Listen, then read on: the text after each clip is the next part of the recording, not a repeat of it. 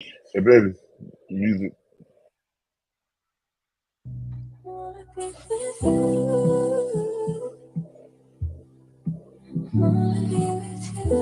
What up, y'all? You know who it is. Your boy Jada Kiss, you know what I mean? Right now with Chris John. Shout out to Camden, New Jersey, all my niggas out there. Let's get right into it. Yeah! BTBTV. Chris John, man. Yo, born, let's get him, man. Yeah. Yeah, never off plan. Used to get busy with them guns in my hand. 4 or 5 or a black 9 with a grand in my pocket and beef cool as a fan. BTBTV, we are not playing. Y'all just talk, we back it up and down. Sideways, F what y'all saying. We Kyrie and Kanye. This a boss talk, so you clowns should just fly away. Hop on the bridge, throw your frame off the highway. This not a game, this is business, this my way. Real talk, your opinion is nothing to us. We gon' stay on chill, long as y'all don't violate, but it's not fair. We could be cool or your worst nightmare. We the best, I swear. And you could be my friend or enemy, I don't care. And you better beware, cause we coming for the whole pie and we don't share. No, it just ain't fair. But we the best, I swear. We the best, I stay up in the mix. A project politics, my mood kinda sick. Name well known from the hood to the sticks. 100 on the highway, flying so fast, burn the gears when I shift. Some people kick dirt on your name, what you get. Broke your back for them, and they got the nerve to play. We're strong in the building. Shove my way through, bum rush the kitchen, put my floor up on the menu. The jealousy be hitting up in jokes. That's why I stay serious, like David Banner turn in the whole computer form like the Pope. Haters get infrared beams with the scope, so run and get ghosts. We fight good boxing like Floyd on the ropes. I'm the great black hope. Man, we the team, and they know it coast to coast, and it just ain't. Salute, Wagwan. What's up, Chris John? Wagwan. Nightmare, we the best, I swear. And you can be my friend or enemy, I don't care. And you better beware. Cause we coming for the whole pie and we don't share. No, it just ain't fair. We the best. If you with us, put your lighters in the air. No, it just ain't fair. BTBT. Yo. Just ain't fair, man. Let's go. Yeah.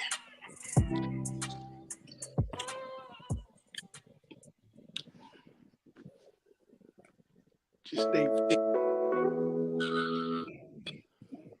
All right, y'all. Peace to the 5% nation of gods and earth. Salaam alaikum, alhamdulillah, rahmatullah, to all the true Muslim brothers and sisters out there. This is the King of New Jersey. This is BTBT, where we bully the bullies. I'm your honorable host, born divine almighty Allah. Today I got my special guests up here. I got my little brother Chris Down TV, BTBTV. You know what I'm saying? That's how we do. The Prince of New Jersey. I got Cross, aka the Plug, the biggest boss of them country niggas I know. Plug.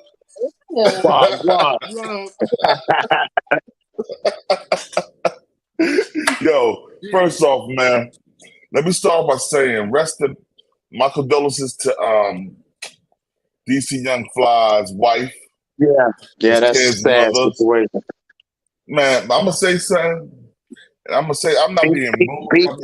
No, filter. I'm gonna say something. I'm saying filter anyway, but what I'm gonna say is these young ladies, they see all this shit happening, bro. They seen all these young women dying from them surgeries, and they still going over there and getting that shit done. When you got kids, you got a husband, you got family to think about. You know what I mean?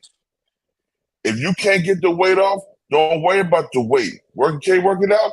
Don't work it out. Just chill. Be happy with who you are, man. Period. That's some real shit, and I'm glad you said that, because again, I know these women and there's these young girls that's got, or whoever it is, I think of all this body shit and all this, them comes from women to me with low self-esteem, and they got the majority of them now got regular women thinking they don't look right.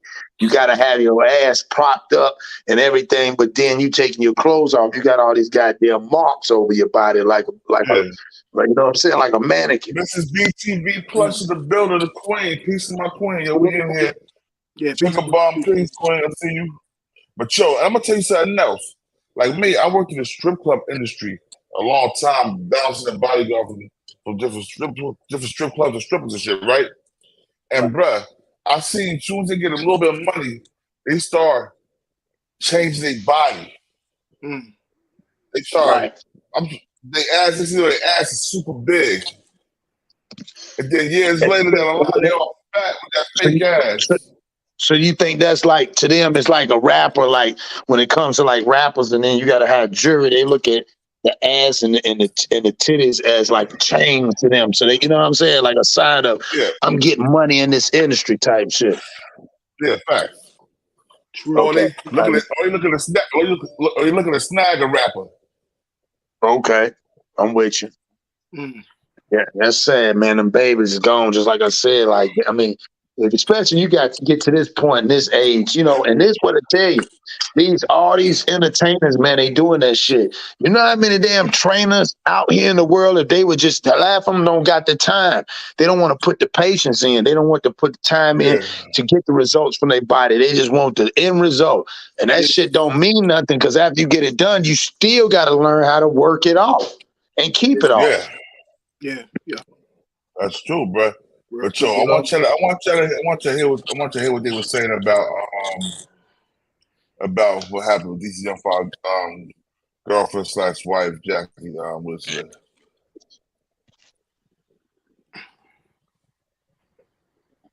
Here we go right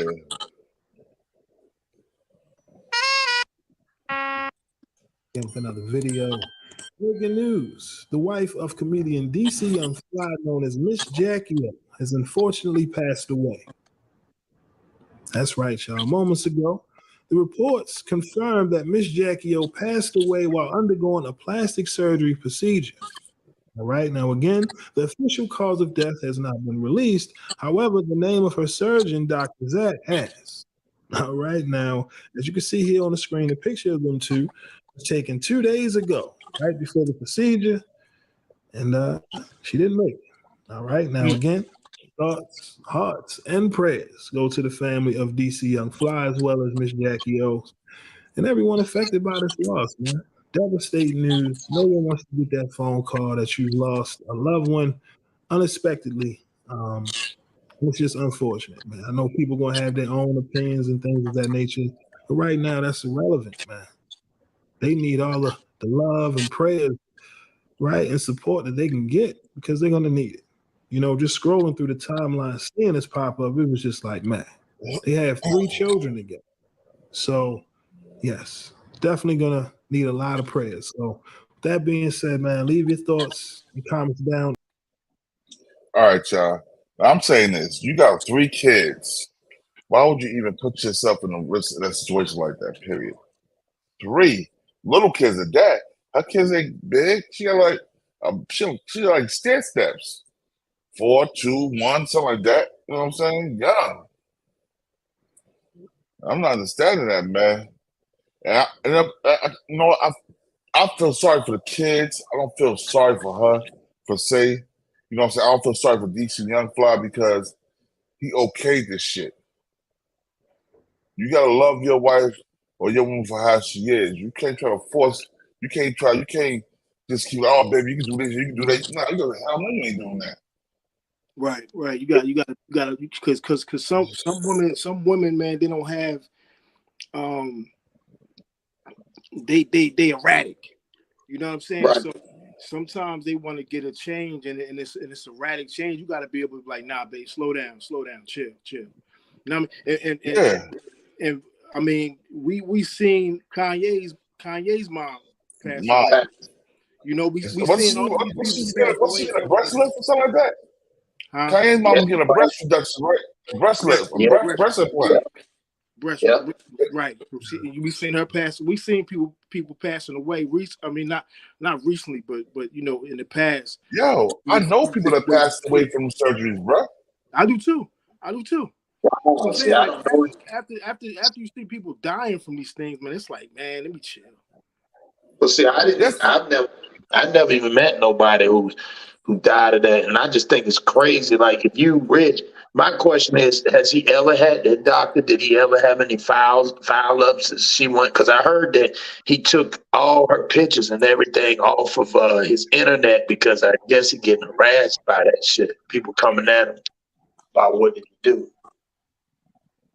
And yo, the funny shit is how Kanye mother went to get, I think it was a breast, what's a gastric bypass? Was it a breast reduction that his mother was getting?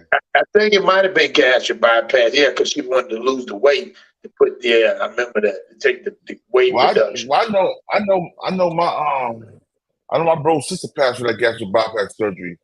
She got it. Next thing you know, she was good for like a year. Next thing you know, 2 years later, she was dead from that. And that's crazy, man. That's why I say I don't understand. If you can't lose weight normally, just don't do that shit, yo. Yeah, it's chill. Definitely just chill. Yeah, Sugar Bomb said auntie died from gastric bypass. Yeah. A lot of that surgery, man, it's a way for people to cheat. You don't want to put the effort into the gym to lose that weight and get the body you want. So you know your husband got all this money, or your son got all this money, or your brother got all this money. The next thing you know, you can take that money. A mommy makeover. She did a mommy makeover. Don't nobody want to work for nothing, man. Everybody want the easy way out. DC Youngfly, right? Oh, Kanye mother wife? Oh,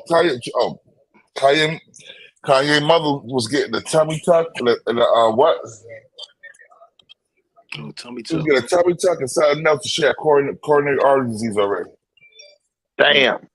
And the doctor couldn't figure that out? The doctors don't be looking at that stuff. They looking at the money, bro. Right. They look at the money like, well, I'm about to charge you $200,000 for all this. You know what I'm saying? Hey, right. Your arteries, you'll be all right. Don't worry about it. I got you. Yeah. And that's right there happens, bro. I know I ain't letting my kid get that thing to be off. We ain't doing that. But, yo, never all the way down. Yo, my wife had to be mad at me because she told me, I tell her no, she got to be mad. She's like, I'm gonna do it anyway, but hey, you gonna do it by yourself because I ain't be for that shit. I ain't trying to bury you at a young age. Period. Real talk. You're seeing too much of that shit now, bruh. Way too much, especially with our people, man. A lot, man. Yeah, I mean, especially when you think about it, it's more or less just getting out there every day and just walking. You know what I'm saying? Staying active and losing it. And that started with that, having a mind frame. You got to have like a program mind frame. Okay, every morning I'm going to get up and go do this. You know what I'm saying? Yeah. Every day I'm going to eat smaller portions because it ain't the fact that this ain't that people mess it up, especially in our culture. We stuff and fill the plate up. You're not supposed to do that. You're supposed to eat small portions through the day to burn the calories. But when you eat a whole bunch of shit and then laying around, get up, eat a whole bunch of shit, lay around, and you're not active, that's one thing about these kids back in the days. We stayed active. We stayed on the bike. We stayed playing, running, coming up high and go see. Let's race in the street. All this shit, man, we used to do out on the blacktop, hot ass blacktop, playing basketball in the summer, spring, winter, fall, rain, snow. No matter what, we played ball. Yeah, we played basketball. We played football. We played baseball. We rode bikes. We rode skateboards. These little niggas up there on the video games now. They playing sports, but they play them on the video games. Man. Creating players. Somebody dunking all on them, and then you put them on the basketball court. And dribble the ball. Yeah, bro. So you know what I mean. So we can't. So that's why. And like I said, a lot of these women, they know they get comfortable. Like I said, I don't worry. But like I said, the moment I don't worry about it. I love you how you what you are, what you're gonna be, what you're not gonna be. I gotta understand that, deal with that. But you know what I'm saying? Even if I had the money and she asked me, can she do that? The answer would be, hell no. Yeah, hell no. Get all that. You know what I'm saying? You got kids and grandkids. Nah, what you doing that for? You don't need that. Yeah, these people, and it be older women, man, getting this stuff done, man. The old girl was 32. She died at 32 from that, yo. At 32. That's just crazy. Yeah, man. Like these are women you would think it would be more would be okay with how they are after that age. You know what I'm saying? But most definitely embrace your flaws, woman. Because man, we gotta embrace our flaws. Right. I'm not being making no plastic surgery. Maybe LL, he got that little tummy tuck to get them put them fake ass put in.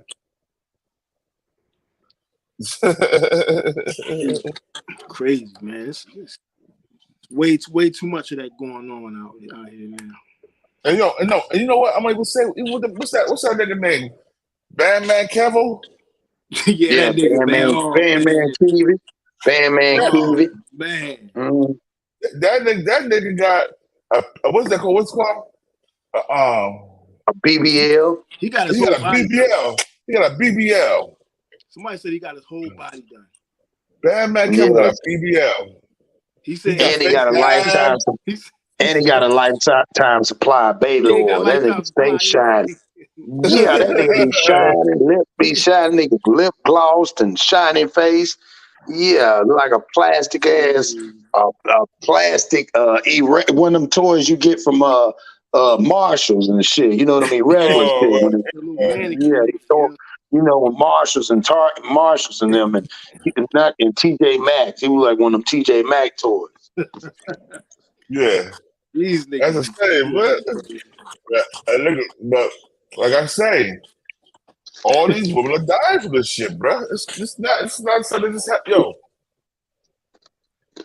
I even talk about you know what the reason? You know what the reason behind him doing that was? What's that? Because his girl cheated. He said he didn't want to get cheated on no more. He wanted to have a body, so girls wouldn't hurt his heart no more. That's some sucker shit. Exactly what that's some sucker shit. That's some sucker. Yeah, girl, want to have a body, man. The body don't mean nothing. You still got that little penis, nigga. Get the penis longer, nigga. Right, that nigga L7 for that one. He said he don't want his feelings hurt no more. So that nigga say he just gonna. Ain't that the irony of scam of buying bodies? That shit crazy. A nigga to steal money to buy a body. These niggas kill me, bro. Yeah, this shit crazy. You can't make this shit up. Can't even make it. And you know, man, can't like even I said, see that nigga neck. That nigga should have got a lower chest reduction. That nigga neck, you can't see shit.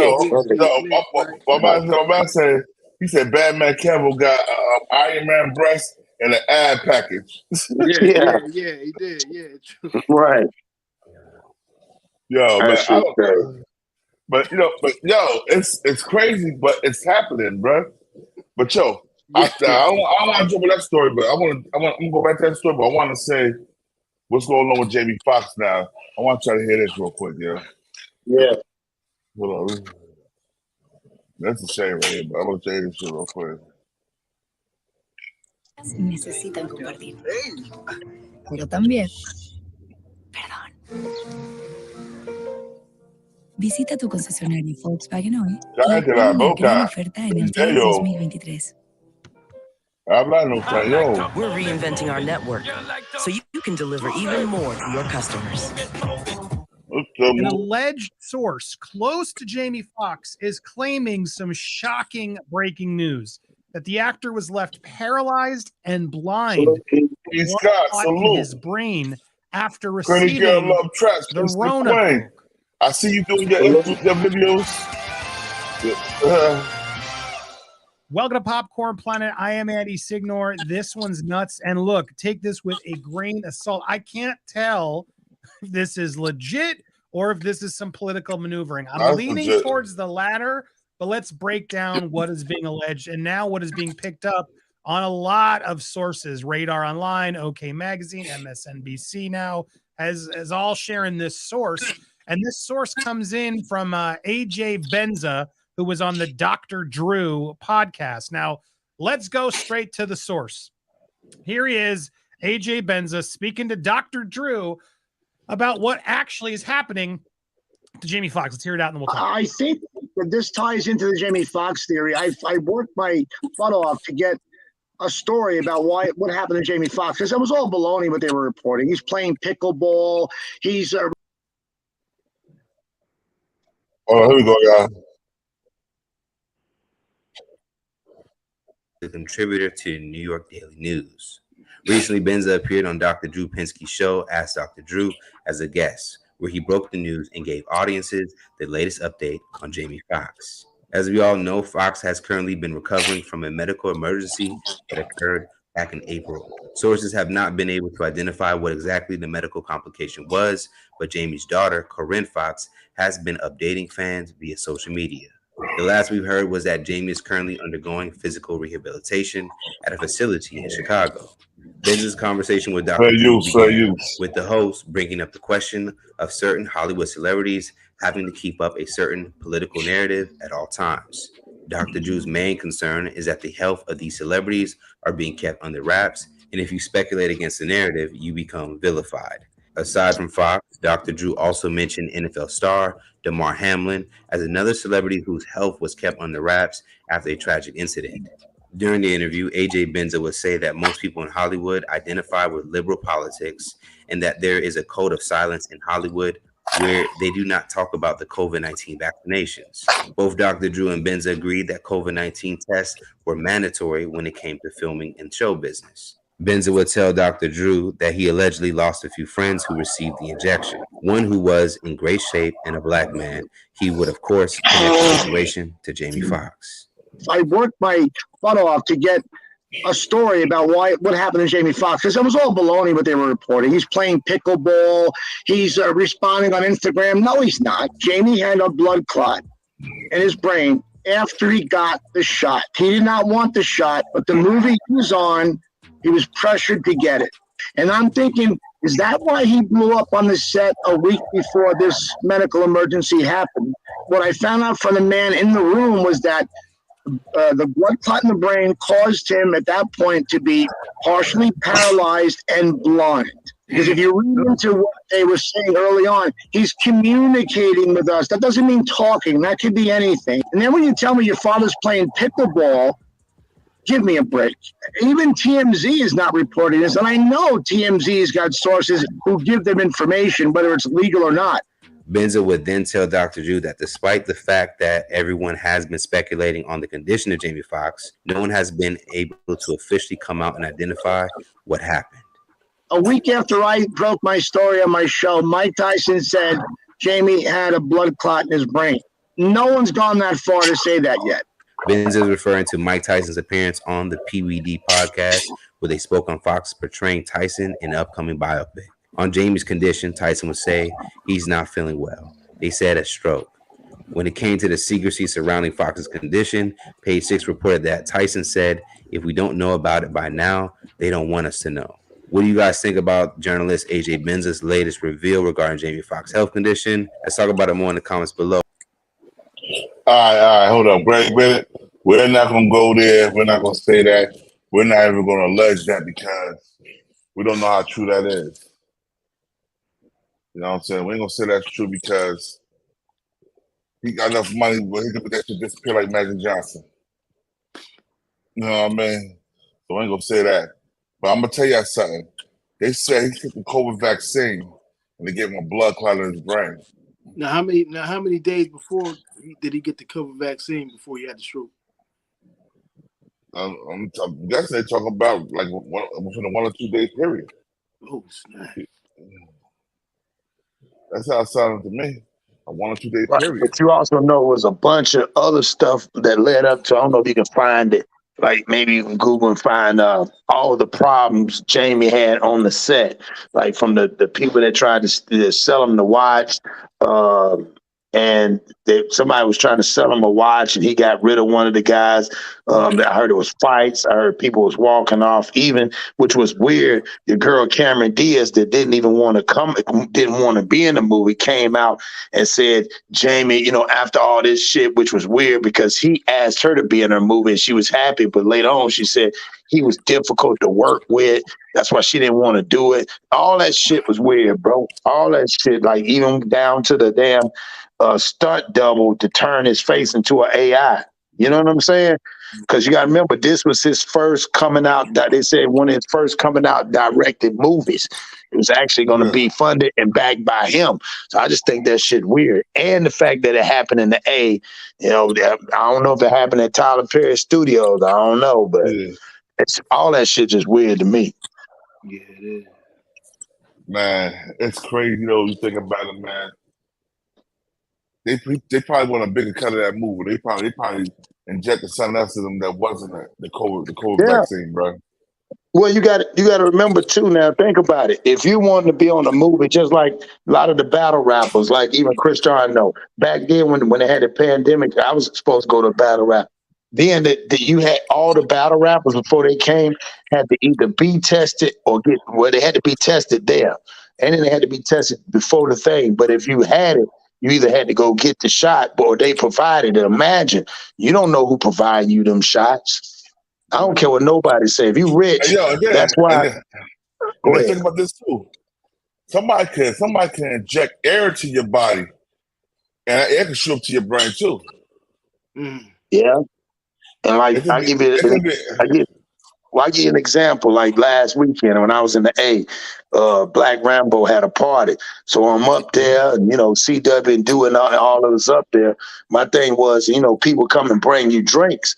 And I watched a couple of them like, nah, that's cool. I'll go get my own drink. And I'm sitting back thinking, but then when I was talking to some people, it was like, bro, you don't know who might hand you that drink or want to see something happen to you. You're not cognizant of the fact that you're in the spotlight. If you're in the spotlight, shit, anybody do anything. That's just scary. And that shit, like I said, man, even when I'm in the club in the bar, I don't leave my drinks when I can be with my lady, I can be with my brother. Yo, bro, watch my drink, baby, watch my drink. Make sure I'm going to the bathroom. Well, I might just take my drink to the bathroom with me.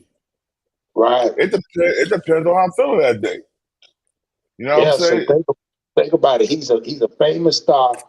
Now all of a sudden, and I bet you it's something else to it. I bet you it's some other shit that was going on. Reason why he branched off, started wanting to direct, to do his own shit, and people probably didn't want him to do it.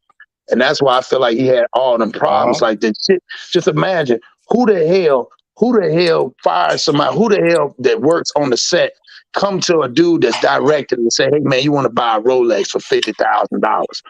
Like some of the shit that was happening on the set, they said it was just, none of that shit was making sense.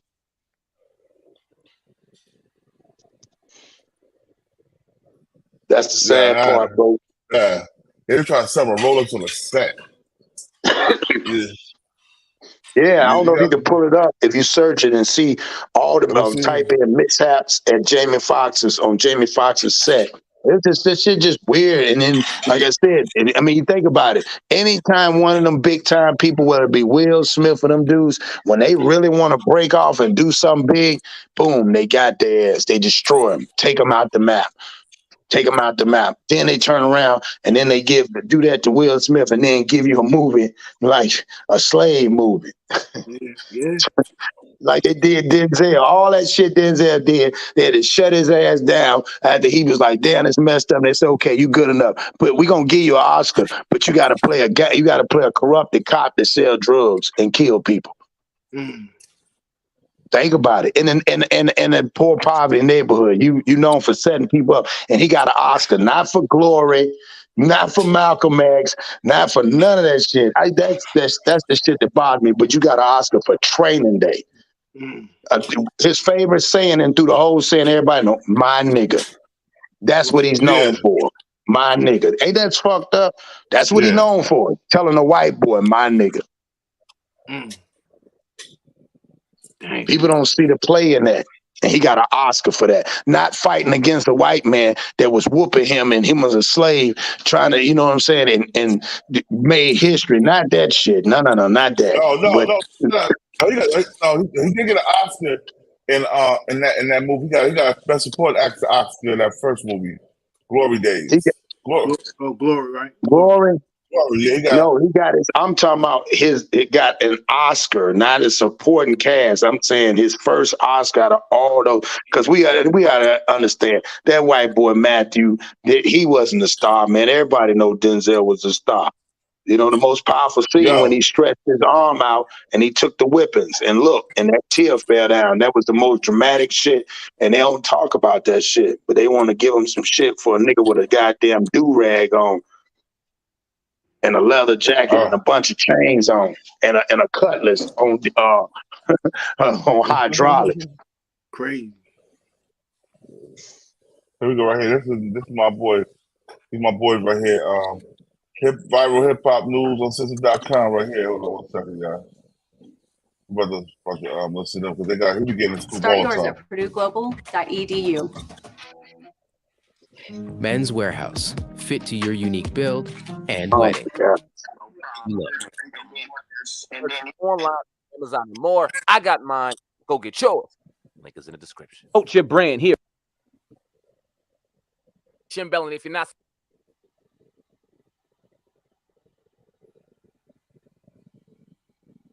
And let's get to work. All right, as we continue to pray and hope for Jamie Foxx's speedy recovery. Been going on for about 2 months now. We received some very shocking and disturbing news today coming by way of Hollywood journalist AJ Benza. He was speaking on a podcast and he claimed that Jamie Foxx was partially paralyzed and blind in addition to several other complications after receiving said, I'll put it right there for you guys to read right there, said vaccine. Wow. Now, he says that Jamie had a blood clot in his brain after he got said vaccine. He did not want said vaccine. I want to pressure them to get it. Confessed. The podcaster who formerly worked as a columnist for the Daily News in New York. He was a host on the E-Series Mysteries and Scandals during his appearance on Dr. Drew Pinsky's show. Here's where he exposed it. He also said that the blood clot in the brain caused him at that point to be partially paralyzed and blind. He also says that someone in the room with firsthand knowledge let him know this information. He said, I'm thinking, is that why he blew up on the set a week before this medical emergency happened? Is that why he fired 3 or 4 of his people because he had it with these mandates? Foxx was admitted to the hospital after suffering a medical condition back in April. When paying very close attention to this situation as it has unraveled. A lot of you in the comment section has said this very thing, have speculated and have given your opinions on this topic and have given this said shot the cause of the situation. It has not been confirmed or denied. And we obviously know how the powers that be feel about this conversation. We obviously know that the powers that be, if in fact this is true, don't want this to be true. So right now, I'm not going to say it's true. I'm not going to say it's false. Definitely paying attention to it because it's in play. Let's not bullshit. That's in play. And we're just going to have to wait and see what Jamie Foxx has to say. Now, when and if he does come out and speak on the situation, whether or not he'll put the onus on that, it remains to be seen. But I'm very curious to see what his response is if he takes questions. If anybody asks him about this situation, is he going to deny it? Is he going to deflect it? Or is he going to, hand?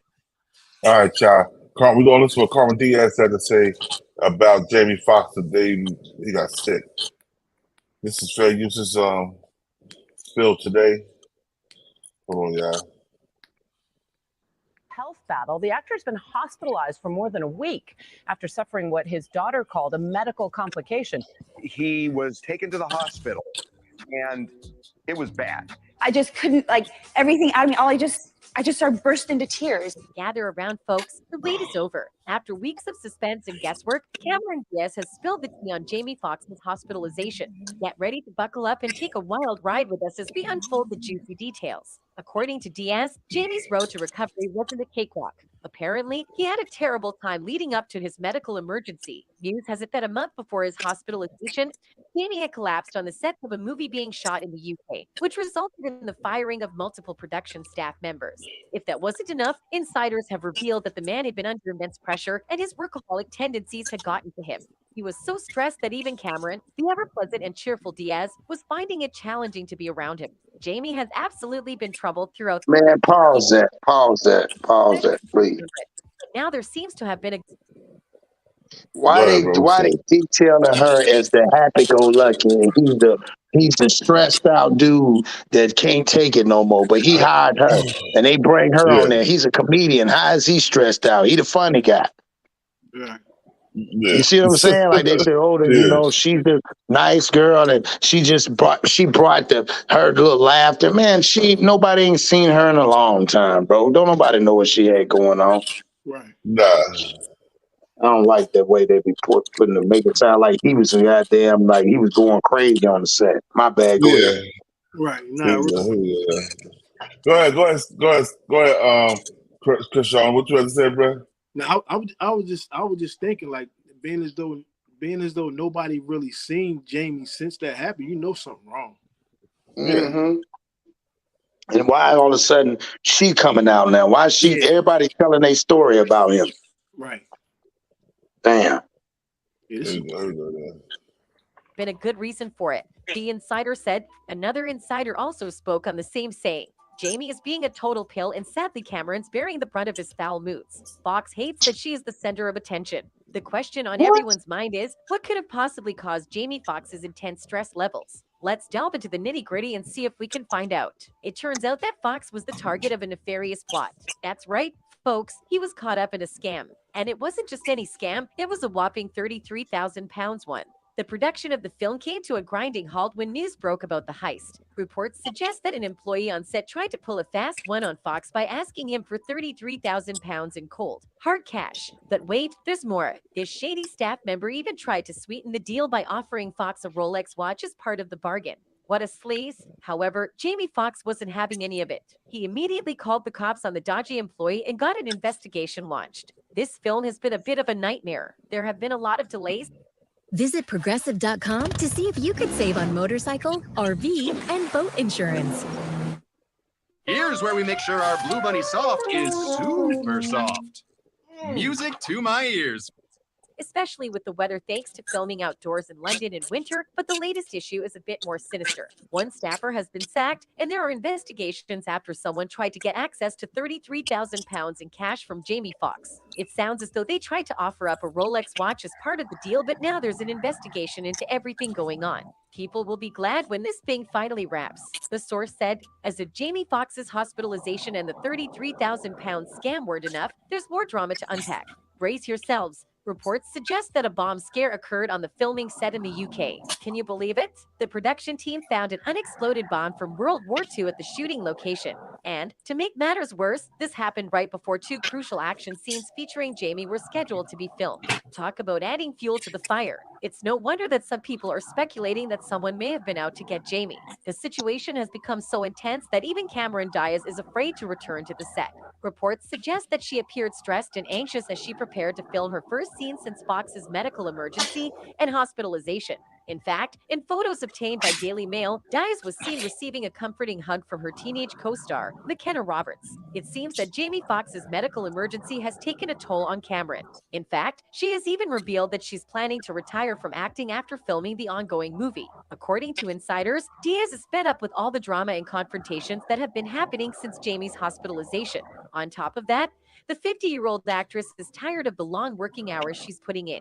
Who can blame her if these back-to-back 10-hour workdays have been a lot on her and she hates being away from Radix, the insider said, referring to Diaz's daughter, who she shares with husband Benji Madden. The source also added, she hates drama and confrontation. This is why she retired from the business in the first place. She has already proven herself in the industry and has nothing left to prove to anyone. In fact, Diaz actually understands the kind of pressure that Jamie was in while filming. When you are in a position of authority, sometimes you have to make decisions to let people go who do not share the same vision as you. Cameron is a business person and understands that this is necessary at times, and honestly, Jamie is the only reason that she is doing this film, and they are still very close. The insider said, "It turns out that Jamie Foxx's recent medical emergency was a lot more serious than we initially thought." According to insiders, the beloved actor was dangerously close to catastrophe after Peace to the experiencing God. a frightening medical crisis earlier this Hey, month. Reports suggest that Jamie was rushed to an Atlanta hospital on April 11, where doctors had to revive him. Can you imagine how scary that must have been? We're relieved to hear that Jamie received the care he needed and is hopefully on the road to recovery. Jamie suffered a All right, y'all. yeah, Y'all heard what bullshit. I'm calling bullshit. But yo, check this out. One of his best friends had something to say about it. Yeah, but Hold you know on. what I think? You know what I think? It sound like it was a shakedown. Sound like it was a shakedown over there, and it's just weird when he was about to film, a bomb scare come up. Like it's almost like they were trying to shake him down and scare him. It sounds like something bigger than this. Because where is this dude coming at, and why did he need $33,000 from him and said I'm gonna make it sweet by throwing in a Rolex? I don't even understand that part. No, it was a 33,000 pounds. Yeah, 30. Well, that's what I'm saying. I didn't say I said 33,000 pounds. Yeah. Oh, here we go, y'all. Check this out. In our conversation, we caught up with Christopher on his life, career, where he also sends a message to the recovering Jamie Foxx. I'm Dom Smith, and this is your Hype Report. Mr. Duncan, thank you for taking the time out to come speak with me today. It's my pleasure to be here, Dom. Definitely. So how are you doing? All is well. Crack the pre-hot the bread. Life is good. My family's healthy. Life And they're all well and happy. So that's what matters most to me. And that's all we ever want. I'm working and got to keep that going. So right. Yeah, all is well. No Especially complaints. in these times. No doubt about it. Yeah. Yeah. I did want to talk to you about your time on the Jamie Foxx show as well as your career. There is no way to talk about the show without talking about the man himself, and we all know the condition that he's in, unfortunately. Yes, we do, and it's upsetting. It's really. I remember looking at my wife, and I realized, of course, as everyone at this point, that it's a very serious situation.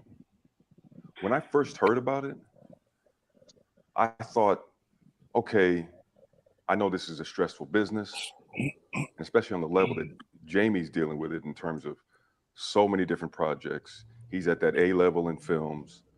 There's a lot of weight to that. So I figured when I first heard about it, okay, this is stress related. That was my assumption. I didn't know about any details or whatever. I still don't, but that's what I thought. But then as time was moving on, a lot of people are speculating. I mean, you hear every kind of possibility out there. Some people think it's a conspiracy theory that people are out to kill him. And, some people are saying it's the vaccine. I mean, there are all these different theories, but the bottom line is none of that stuff matters. What matters is that Jamie heals fully and that he can get back to working his magic. Exactly. Because that's what he does. So that is what matters to me. Definitely. Not all these different, oh no, I think it's this. No, you're wrong. I think none of us really know. None of our business either. That's the thing. People ask me every day now, what's going on with Jamie? What happened? I explain to them, I don't know. And here's the thing, because I don't know. But even if I did, Dom, hypothetically, let's say I knew, but I do not. But if I did, I wouldn't say a word about it. I bet you would. Private family business. Because at the end of the day, Jamie's not just an incredible entertainer on so many different levels. He's a dad. He's a close friend to those friends he has in his circle. He's a son. I mean, we're talking about private, meaningful family business.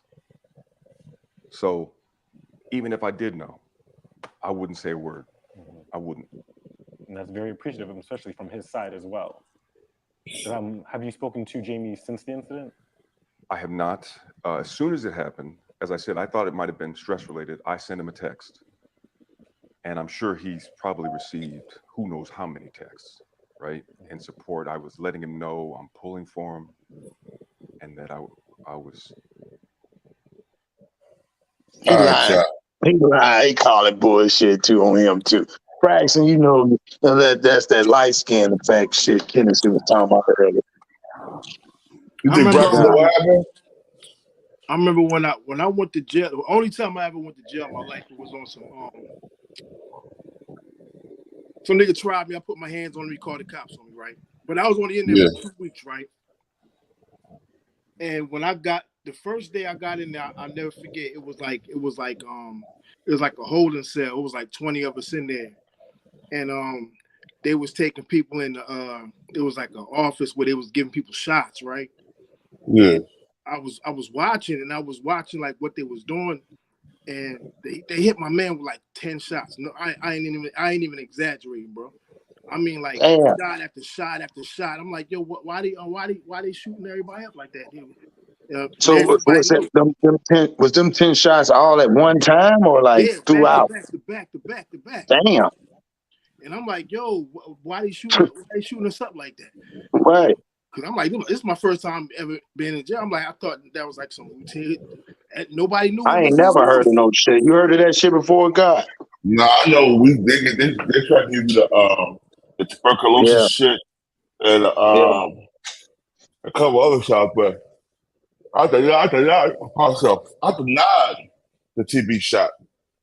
I want to take that shit, man. Yeah, when I got in there, and this is what they told me. When I got in there, I was like, yo, I don't want no shots. And the nurse was like, well, if you don't get your shots, then we can't let you out here. And I was just like, I'm standing here forever then, because I'm not taking. Wow. But they won't let you out of the what they call that shit, the quarantine ward, unless you don't take the shots. But sooner or later they gotta let you out. They can't keep you in quarantine forever because you don't. Those shots are just some people's religions, bro. Some people way of life. They ain't taking them shots. That's poison to them. So only thing you gotta do is get your lawyer. Let me phone and talk to my lawyer. Your lawyer be like, yo, that's against his religion. That's against his way of life. He can't take it, and he's not gonna take it. And if you force him to take it, we're gonna sue you. Yeah. So you can get away with it in some cases. Some cases you can't. Some people be so don't want to be in that quarantine for that long. They go ahead and let them shoot them up. But nah, I didn't let them shoot me up. They kept me in quarantine. I think I was in quarantine for like 3 or 4 days, some shit like that. And then so Christian, they didn't tell you what all those shots was they was trying to give them, or they just said you just had to have them. It was like, you just got to get these shots before you go in there, before you go in population. Damn. Yeah, I don't know. He ain't say nothing about it. JK, peace to the God, JK. I see you in the building. Peace, John. Salute, John. Yeah, it was weird, bro. No, because then nobody even knew what was going on. Like, even people that had been in jail before, they was like, I ain't never seen it like this. And even I'm gonna tell you some funny shit. When COVID first popped off, I just got to the halfway house. I just got to the federal halfway house, and I'm like, yo, it was like, oh, you gotta tell me I'm not taking no shots. You ain't doing none of that. I'm not doing none of that shit, yo. Period. I ain't taking shots after I was home for over a year. Only reason I took that because my doctor was saying with my health, with my lung condition, that if I catch COVID, that I'm capable of killing me, basically. You know what I'm saying? So I wouldn't have took the shit. So I wasn't worried about what nobody else thought or said. I did that shit for myself. You know what I mean? Like I said, do I regret taking it? I don't know, because even when I did take it, I never caught COVID. I never had COVID before. I didn't even take a shot for over years of change. I still never had COVID. So I probably would have never got it. I don't know. Right. But then I didn't want to take that chance either. I seen people die of COVID. People I love and care about die from COVID, Joe. Yeah. You dig what Well, I'm you know, saying? I I'm like, was gonna do a show on that, and a lot of people don't know when they did that experience, when they did that, you know, the jab. I didn't take it because I just said it didn't make sense. You come out with some shit, and you said everybody can take it. You don't know what people chemical makeup is. You don't know the reaction.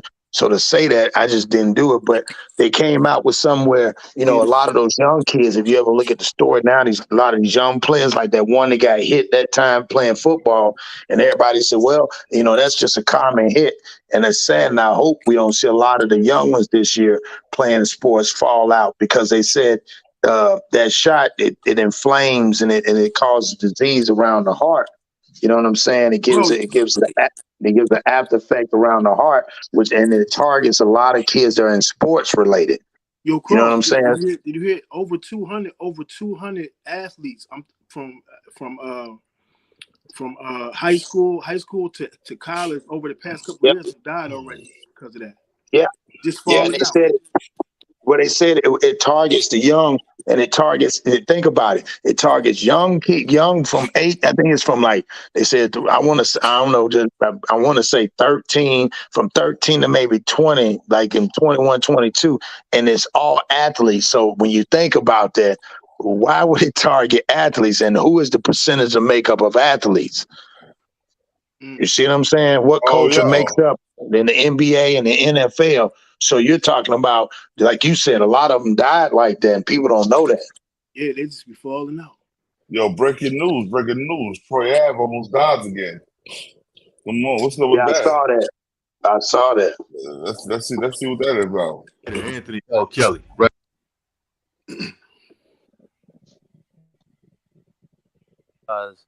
He posted this picture of a car wreck that almost was fatal for him. Now, he put on his IG just about an hour or so ago. God is great. This could have been worse. I could have been dead. Your boy really here for a reason.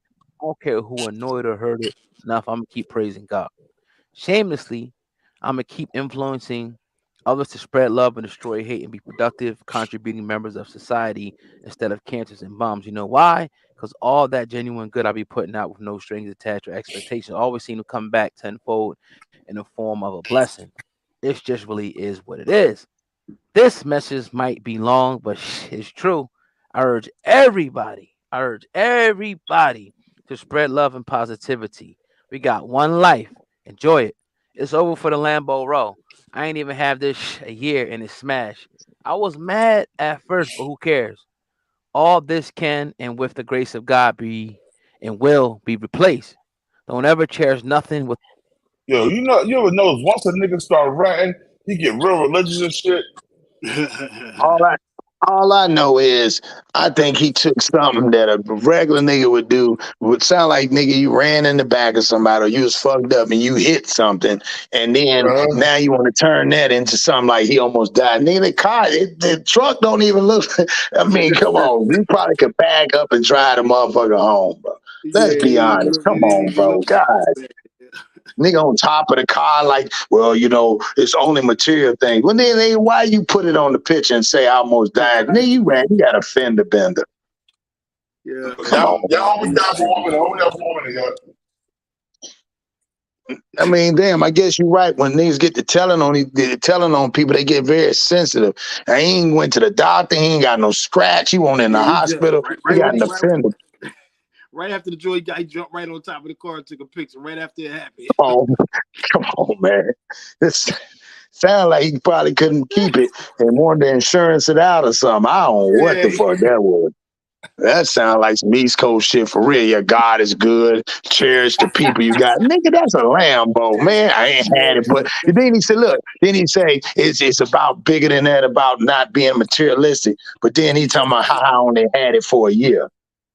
So, I mean, man, these niggas is weird. Then he got dressed up to take the picture on top of the Lambo, too. Yo, weird niggas, man. Weird niggas. He turned. Listen, and whoever the one that took the picture should have been like, man, get your ass off the car, man. Hey, man, take this picture. Yeah, whoever took the picture's the dumbass. I'm mad at the person that took all them pictures with him. Yeah. Did he get paid for that dumb shit? Damn. How corny can niggas be, man? He said they get paid for it. You got paid. You Yeah, got paid to the take a dumb picture. niggas. They need to be messing the dumb nigga and say, man, nigga, why you ain't tell that nigga get out the car? It's at the impound right now. That shit's done with. He can't go. He gonna probably get it fixed. He probably claim it as total and then get it rebuilt. Yeah, drive with that a total car, man. Quit playing. Ain't nothing wrong with that car. No, all wrong with that car, bro. He gonna look. You know what he gonna do? Go and get it rebuilt and put a wrap on. He's gonna put a wrap on that shit and drive and say he got a maneuver. Like boy, like your boy, what's his name? French Montana said he had a new Bugatti that time when the shit was old. Just get a used car. Yeah. Oh, man, French Montana had that fake. He had that 5-year-old Bugatti. At 56, Yeah. like, that's not a Bugatti. This a Bugatti. Remember that shit? He talking about, yeah, this the it ain't but a few of them that came over. Yeah, I know because it's old. Ooh. Yeah, but nobody funny though. He's still the top of the car, bro. To take a pic after he crashed it. That nigga ran into a stop sign or something, bro. Yeah, man, he was liable. Yeah, you don't get no points for being liable for crashing your own shit. You supposed to be looking dumb. You crash your own shit. I wouldn't have told nobody I crashed it. What? I mean, who else would have known? Like, be honest. Like, ain't nobody. Niggas with money crash cars all the time, man. Mm-hmm. Yeah. Boy, this internet shit is something else. His money might be getting light. He tried to get that insurance money for the car. He's like, oh shit. Pops ain't looking that good. I ain't selling no records because I'm a rat. I might want to buy my shit. I gotta do something. I gotta make some extra bread. You know what I'm saying? Yeah. Damn, dog. That's like, what'd you tell him, Born? What if he was like, yo, God, take these pictures for me, man, while I get on the car? I'd be like, man, get your little bit ass off the car, climbing all over the goddamn car. Yeah. Hold up. And you heard the nigga was just crying because he had to go through jail time, right? Yeah. Hold on. Cry about. Hold up. I'm touching you. I'm touching all this shit that's popping. Hold up. Troy Ave was doing jail time.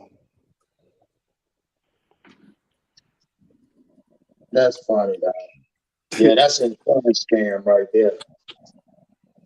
He trying to get the insurance money before he go to jail. You trying to do something, dog? Because that car wasn't even damaged enough to even. I'm pretty much, how most niggas would have just drove off in the car and took it to the crib and figured it out or something. You can't tell me that car. Man, put the picture back. I want to see the picture of the car again. Let's see the car. I don't know if you might have took it off.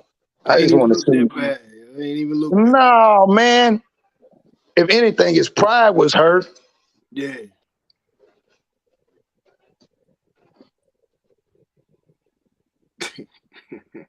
Oh yeah. That's funny, boy. I tell you. Man, for real. He said he could have died. Man, he better quit playing like that. Now, the first time in his Maserati when them niggas was gonna kill him, now that's true. He could have died then. That's just an accident right there. Yeah. All right, hold up. I'm about the fair use. This fair use. Yeah. Hold up. We got it's funny guy up here. There's a reason why I deal with so. Oh shit! What the hell? Who to educate these young Why you got a fitted shirt on?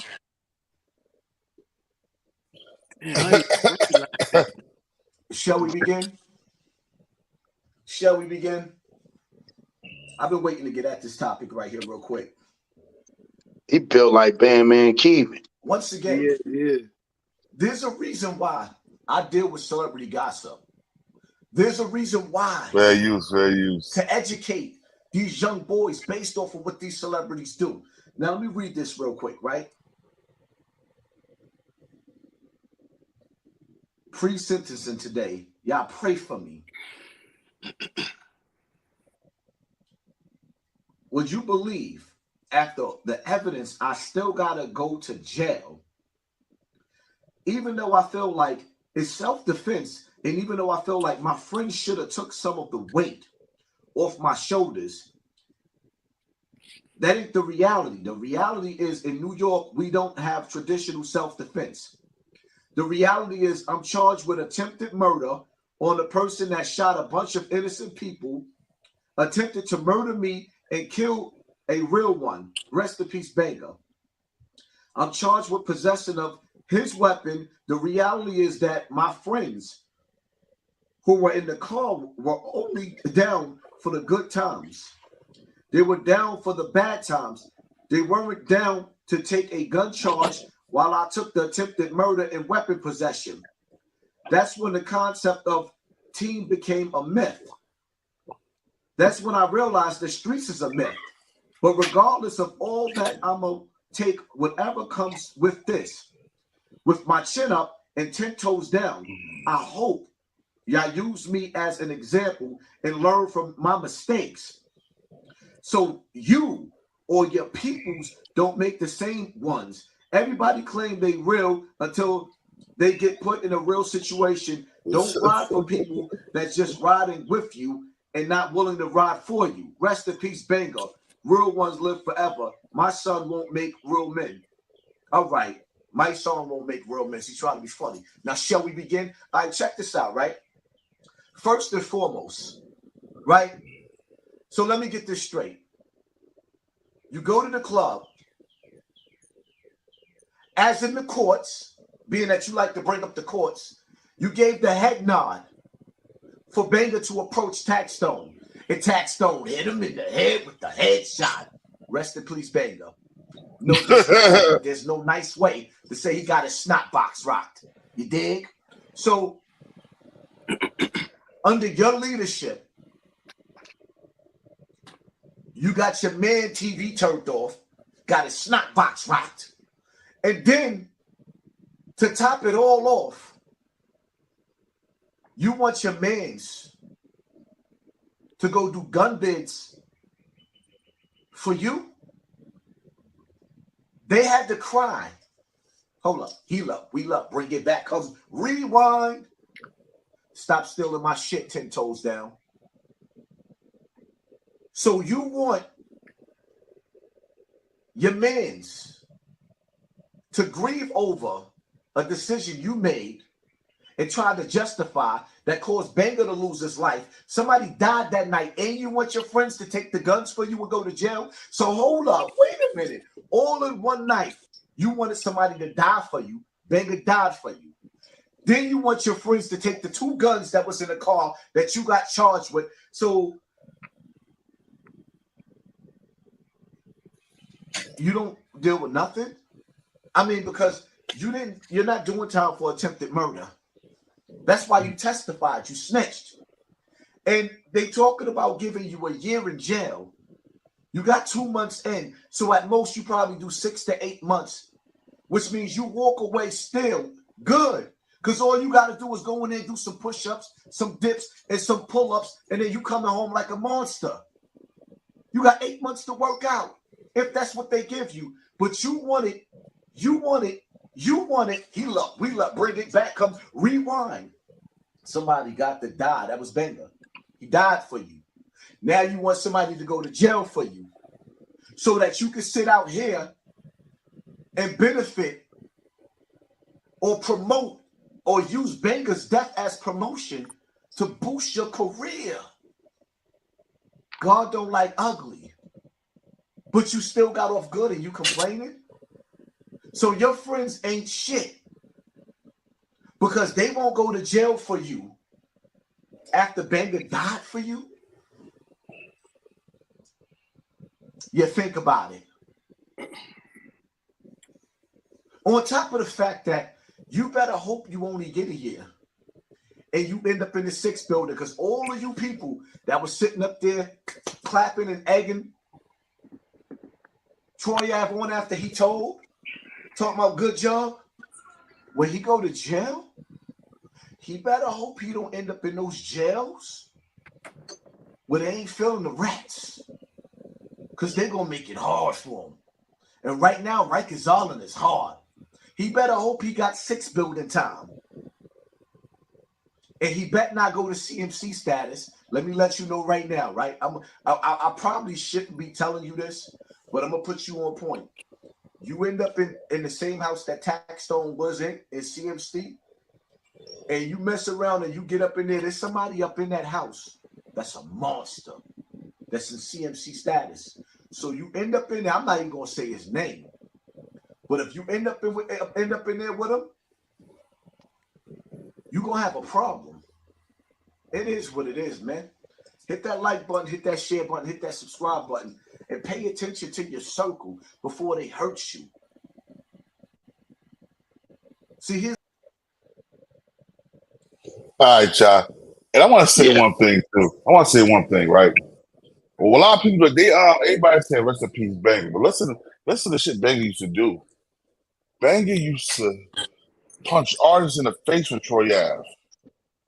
He walked on the stage, and Troy Ave said he wanted that stage time. Banger walked on the stage, beat the artist up, slap him off the stage, and things of that nature, and Troy Ave go up there to perform. Banger was punching anybody that dissed Troy Ave in the song. Banger had seen him and jump on him. This Banger is 6'5". He was 6'5", probably like 280 pounds, yo. 300 pounds. I look at that as a real homeboy. I mean, from my point of view, that's a bully, bro. We don't do that bully shit, man. Yeah, but we're saying that the instance that happened, each one of them, I understand that. But again, you talking about a dude that was riding. That's like if you was riding with me. Not saying you would go around and not, like you said earlier with Kennedy, you had to hit him cross the head. If he kept talking about it, made it seem like that's what you just did. You just hit him across the head. That's why I said we don't know the detail. I get what you're saying, but I just look at it like when you hit him across the head, the whole thing was you was trying to protect him. You was being a homeboy. Now, how somebody perceived it could be different. Now, I mean, like you say, wrong is wrong. You don't go and you know what I'm saying? I just look at it from back in the days. A lot of them niggas got bullied, especially in the game. Yeah. But I'm saying, I'm talking about he was beating up artists just because they just Troy having a song or something like that.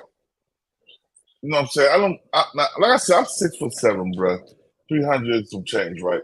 I'm not gonna go around just punching niggas in the face because I don't give a fuck. Cross with my artist, Chris John, my artist. You know what I'm saying? If niggas diss, they diss me. I gotta hold that shit on the microphone. I'm not gonna see a nigga in public and punch a nigga in the face so I can catch a case or you can lose or you can get sued. That's what's gonna happen. Niggas start suing. Or niggas pop them like they pop Banger, big ass. You know what I'm saying? I'm just saying.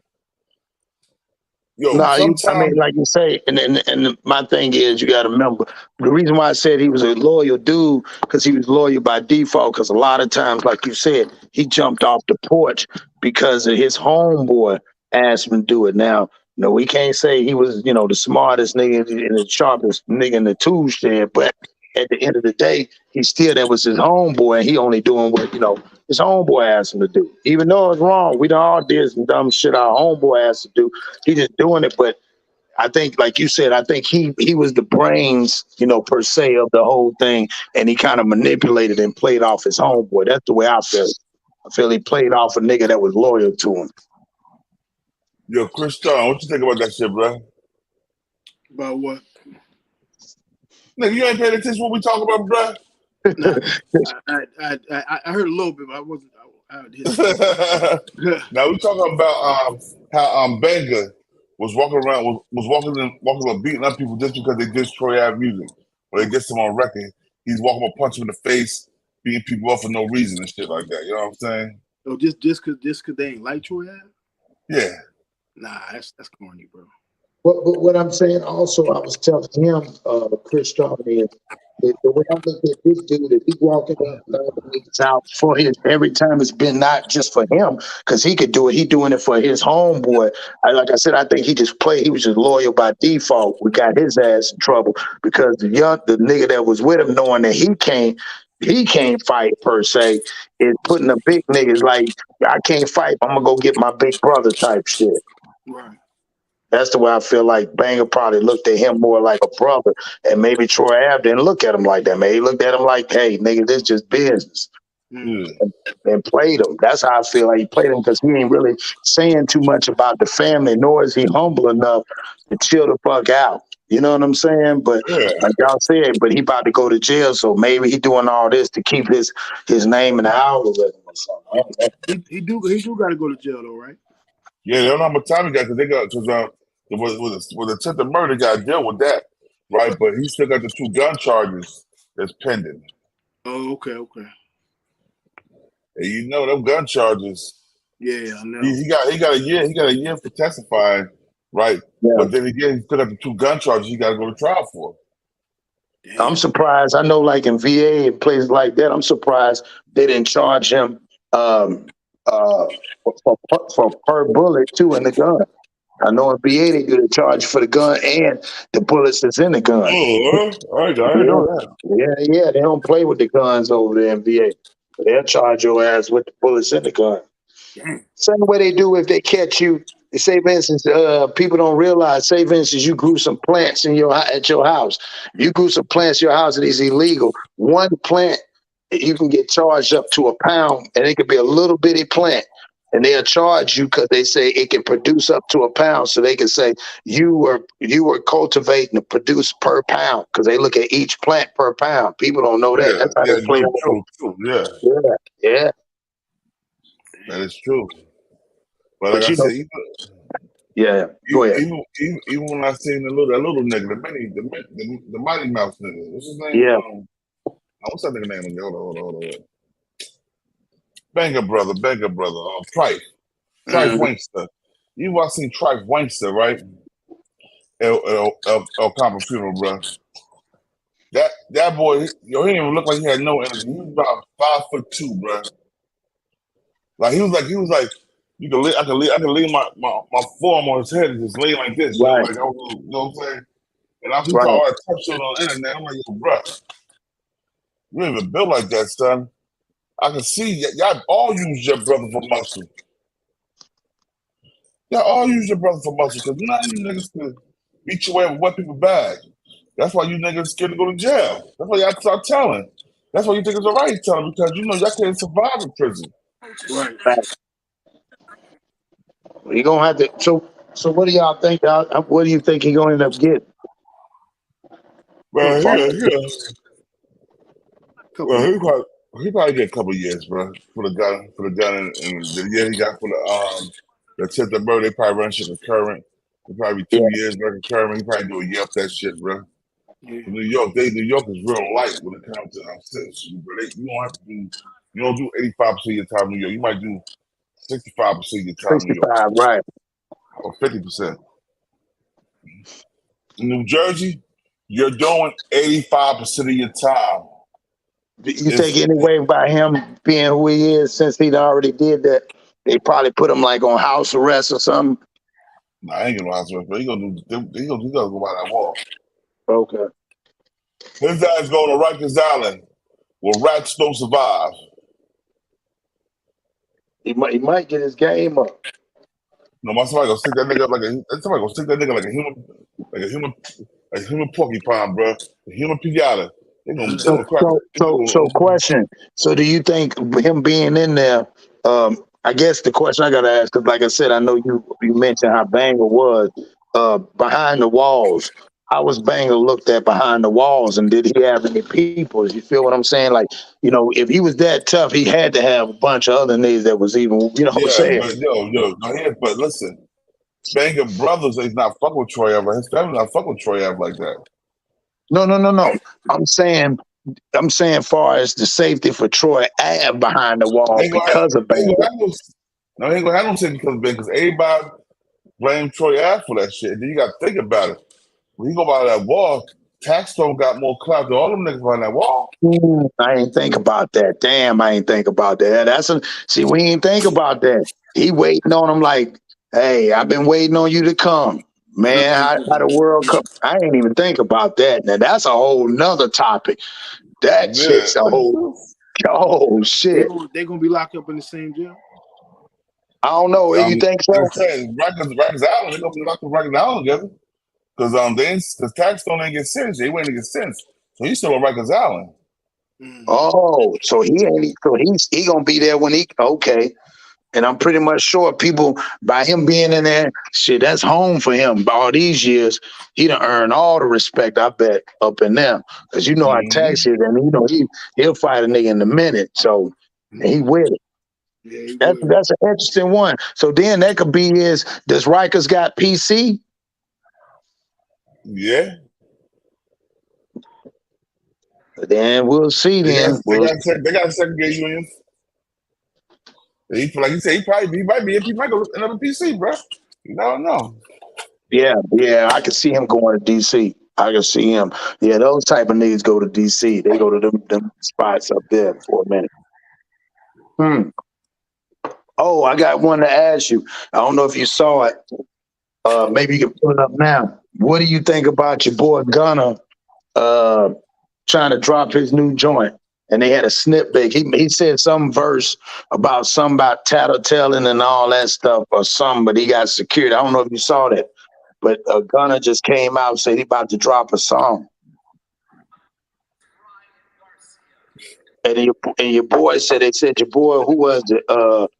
Who was it that said he was done? They said Lil Wayne said he was done. So he might as well go. If he was smart, everybody said, even Lil Boosie said if he was smart, he would go overseas. And he'll probably blow up overseas and just don't rap over here no more. Yeah.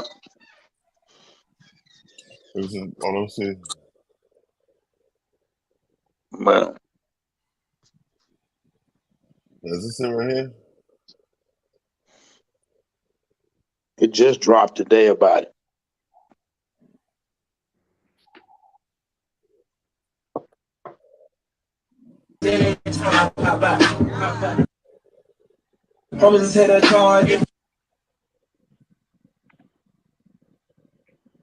Who that? Kodak?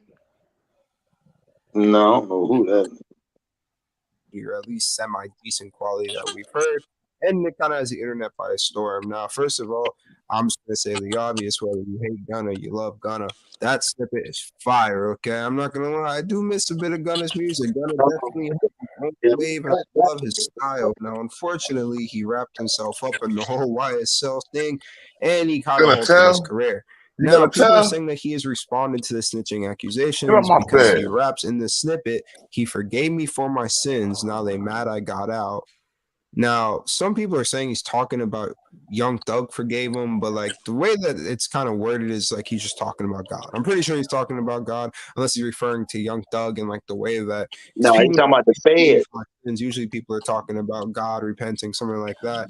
I don't think he's talking about Young Thug, referring to him as a God. I mean, I could be 100% wrong, and that's what you guys need to come in. But Gunna is in a really weird situation because most of Gunna's kind of backing comes somewhat from the streets. Now, Gunna isn't somebody that raps a lot about street activity, if not almost ever. Now, he does drop a couple bars here or there. Even in this new snippet, he has some where he says, I got a couple boys that will, like, he said something about, like, having boys that will take charges for him, which he probably could have used before this Puerto Rico thing. But regardless of that fact, Gunna has this thing where he kind of has the streets by his side. He has a lot of street features. He also kind of tears that line that a lot of people like, to where you're not in the streets, but you're surrounded and connected with people in the streets. So you can necessarily.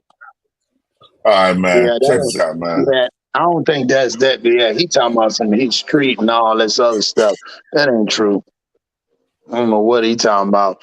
But yeah, that's what it is. He trying to drop his track. Nobody not buying no Gunna music, bro. Right. Gunna black. He not like Tekashi. He not Puerto Rican and Mexican. He not half Puerto Rican and Mexican. Them Spaniards, you around no Spanish motherfuckers. You cool, come on home. Yeah. Negroes, we might not kill you, you rap, but we ain't gonna support you, you rap. Right. Nigga, I'm not buying your songs. I'm not listening to your videos. I'm not watching your videos. I'm not doing nothing, Right. dog. I don't want to see it. I don't want nothing to do with it, bro. You dead in the streets, nigga. I say you dead in the streets, homie. Yeah, that's Donatello. That's Donatello. No, hold on. That's what's the what's the motherfucking name from the Ninja Turtles? That's Gunna Master Splinter. My master. That's why I said he wanted the turtles. He Donatello. That's the new. Yeah, he's Donatello. Yeah, that's Donatello. They got all of Raphael and Donatello and all them. He the one that sat back and told. He was with the little white girl in the truck.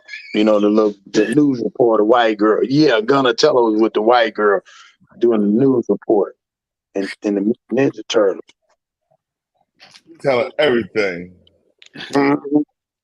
He helping her with the news broadcast. Yeah, shout out, bro. You ain't shit, bro.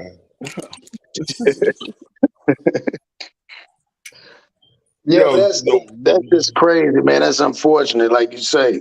What's up, Mac Mizzle? Mac Mizzle, late again. I don't know what's up with this nigga. You my business show, yo. It's a deal, bro. Mac Mizzle. Wagwan. Say it in a white voice. Howdy, Mac Mizzle. Mac Mizzle for shizzle. Oh yeah, his stuff messing up. Mac, you gonna have to come back out, Mac. Mac, you good? Mac Mizzle. He might got his sometimes been freezing. Yeah. So I didn't, and what we talked about, even with the tax stone, I don't think nobody really talked about that. It'd be crazy if somebody had an interview with Tax Stone to ask him how he feel about that. You know what I mean? That shit would be crazy. But again, you don't want to do that because so Tax says he pleaded guilty. So what's going to happen with him when they go? Tax Stone lost trial. I mean, not plead guilty. I'm sorry, lost trial. So when do he stay there, or do he get shipped off? He stayed there till he gets sentenced, and they push the sentencing date back. Okay, so when is his sentencing date? It was supposed to have been what was it? It was supposed to be like this May or June, but they pushed it back to like August, something like that.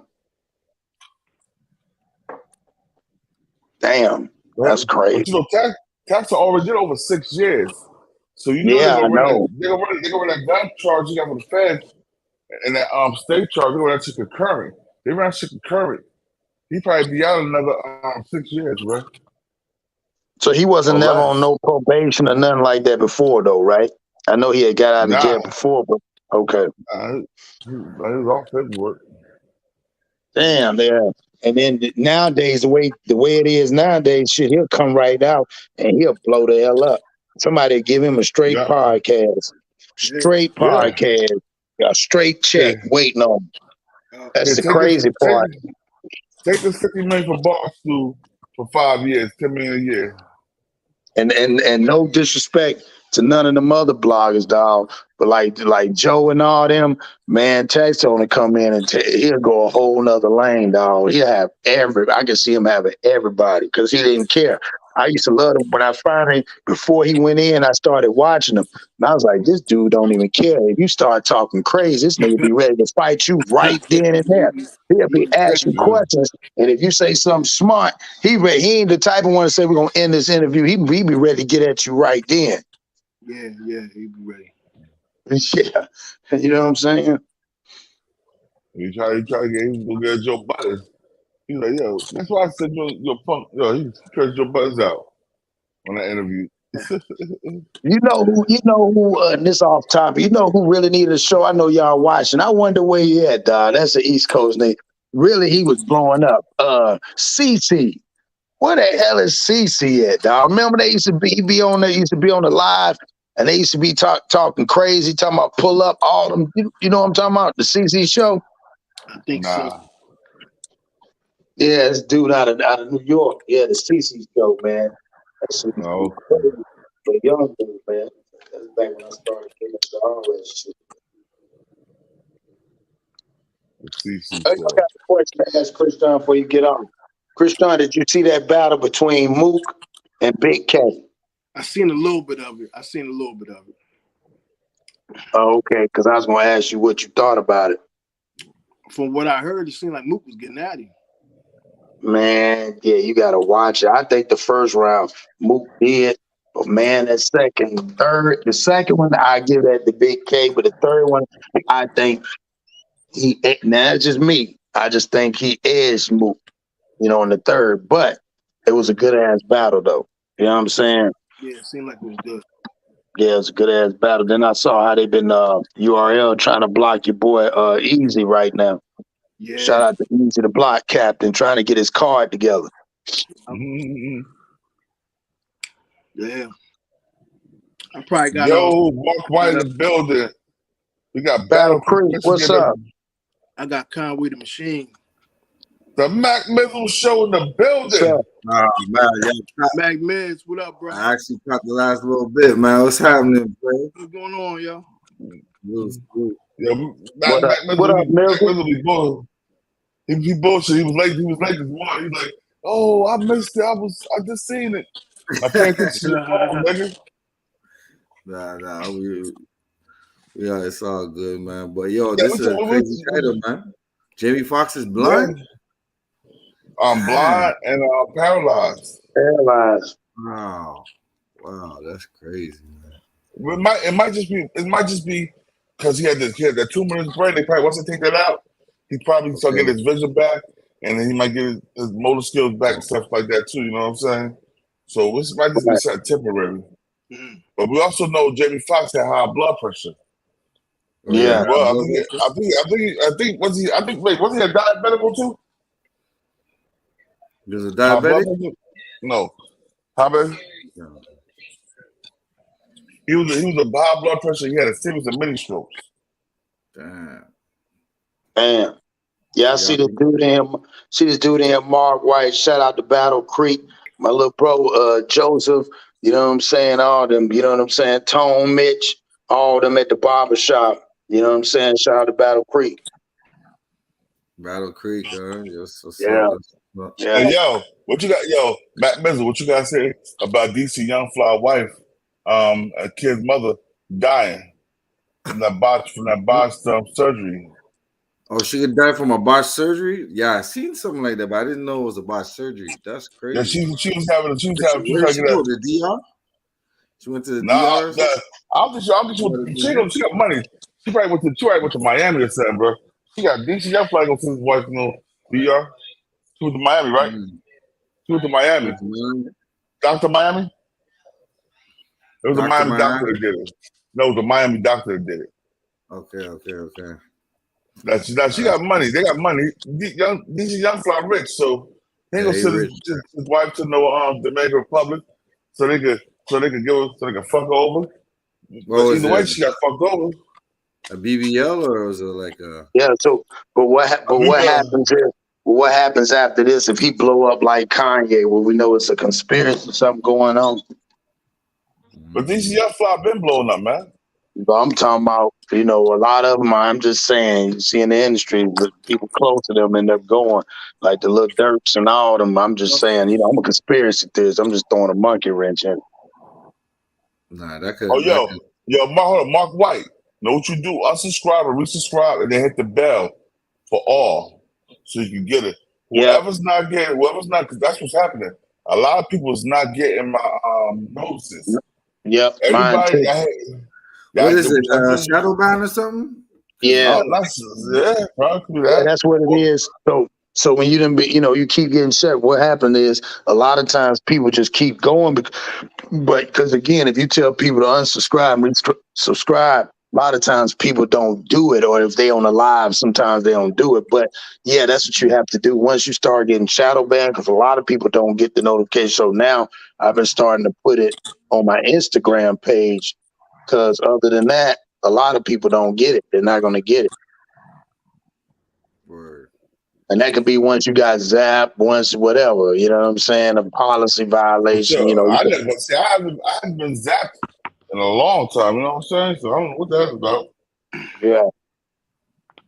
I don't know what that's about, Joe. Long list of shadow ban channels, yo. Yeah. Some channels I don't even see the lives, and y'all be on live. I don't even see it. It says live. It's Yeah, just like mine. You know what I'm saying? With you, Mac, every now and then I see you come on there. But yeah, when I'm on there, like I said, you might not get to know it. You have to go off of it and then click back on there and hit all. And then it'll I guess, refresh you, and then it'll say you'll start getting all notifications. okay. That's true. That's definitely true, man.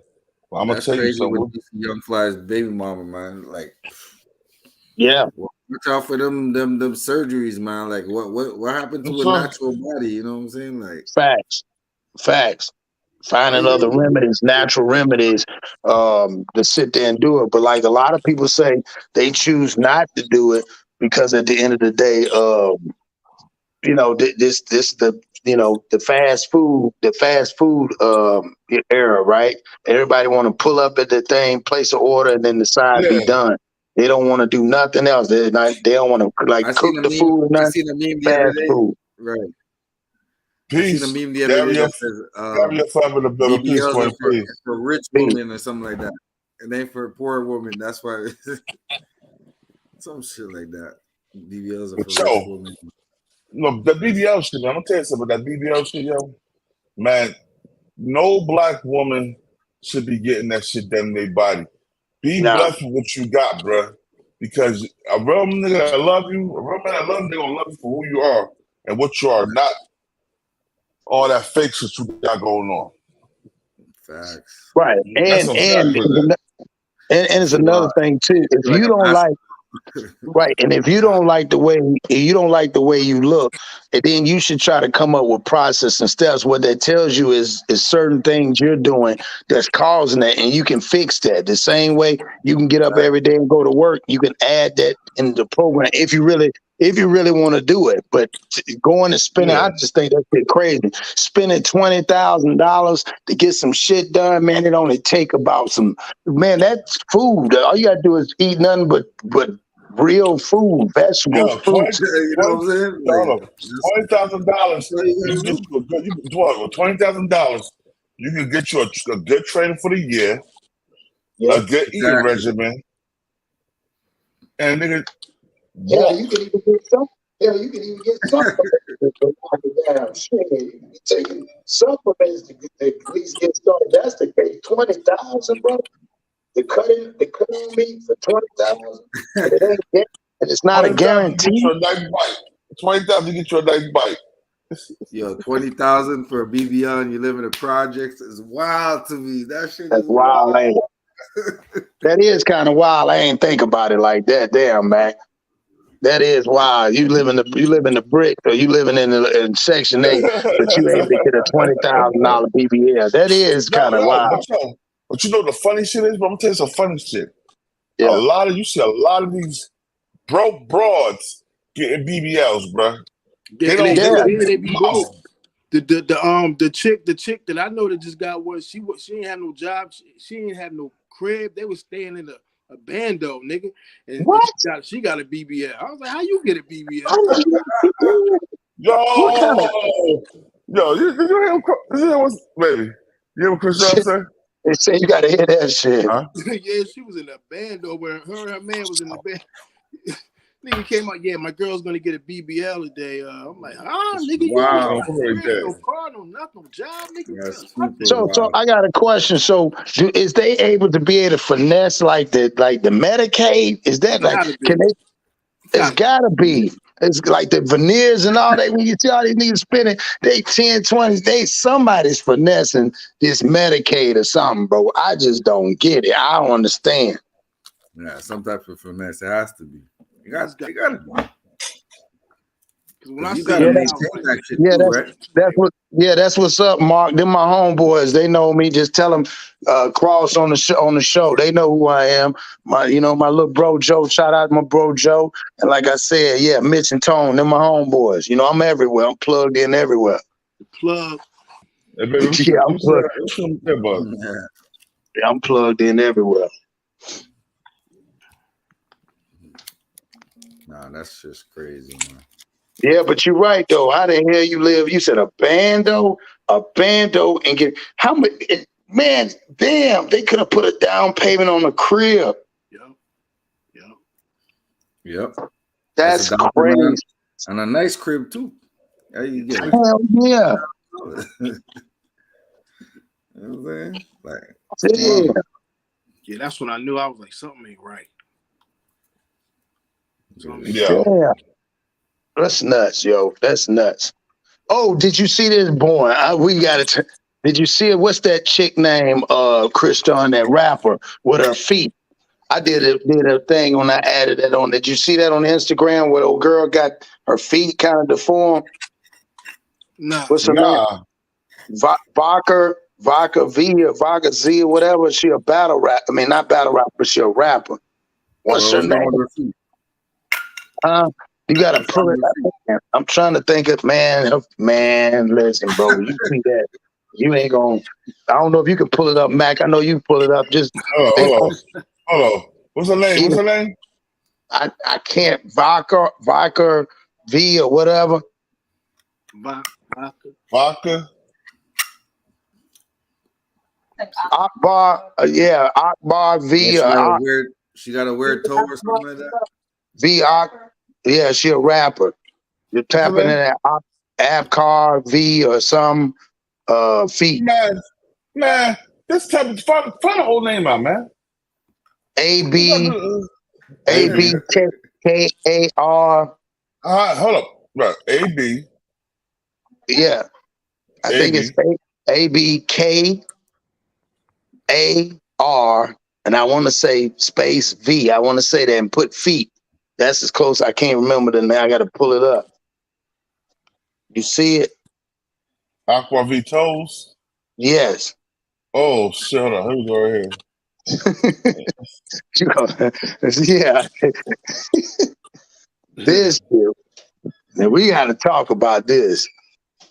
This gonna run you another about 20 minutes right here. You're gonna be tripping. Hold on, we see. And she say dudes like them. They sexy. They say, damn. Okay, I know what you're talking about. She got a weird ass toe and shit.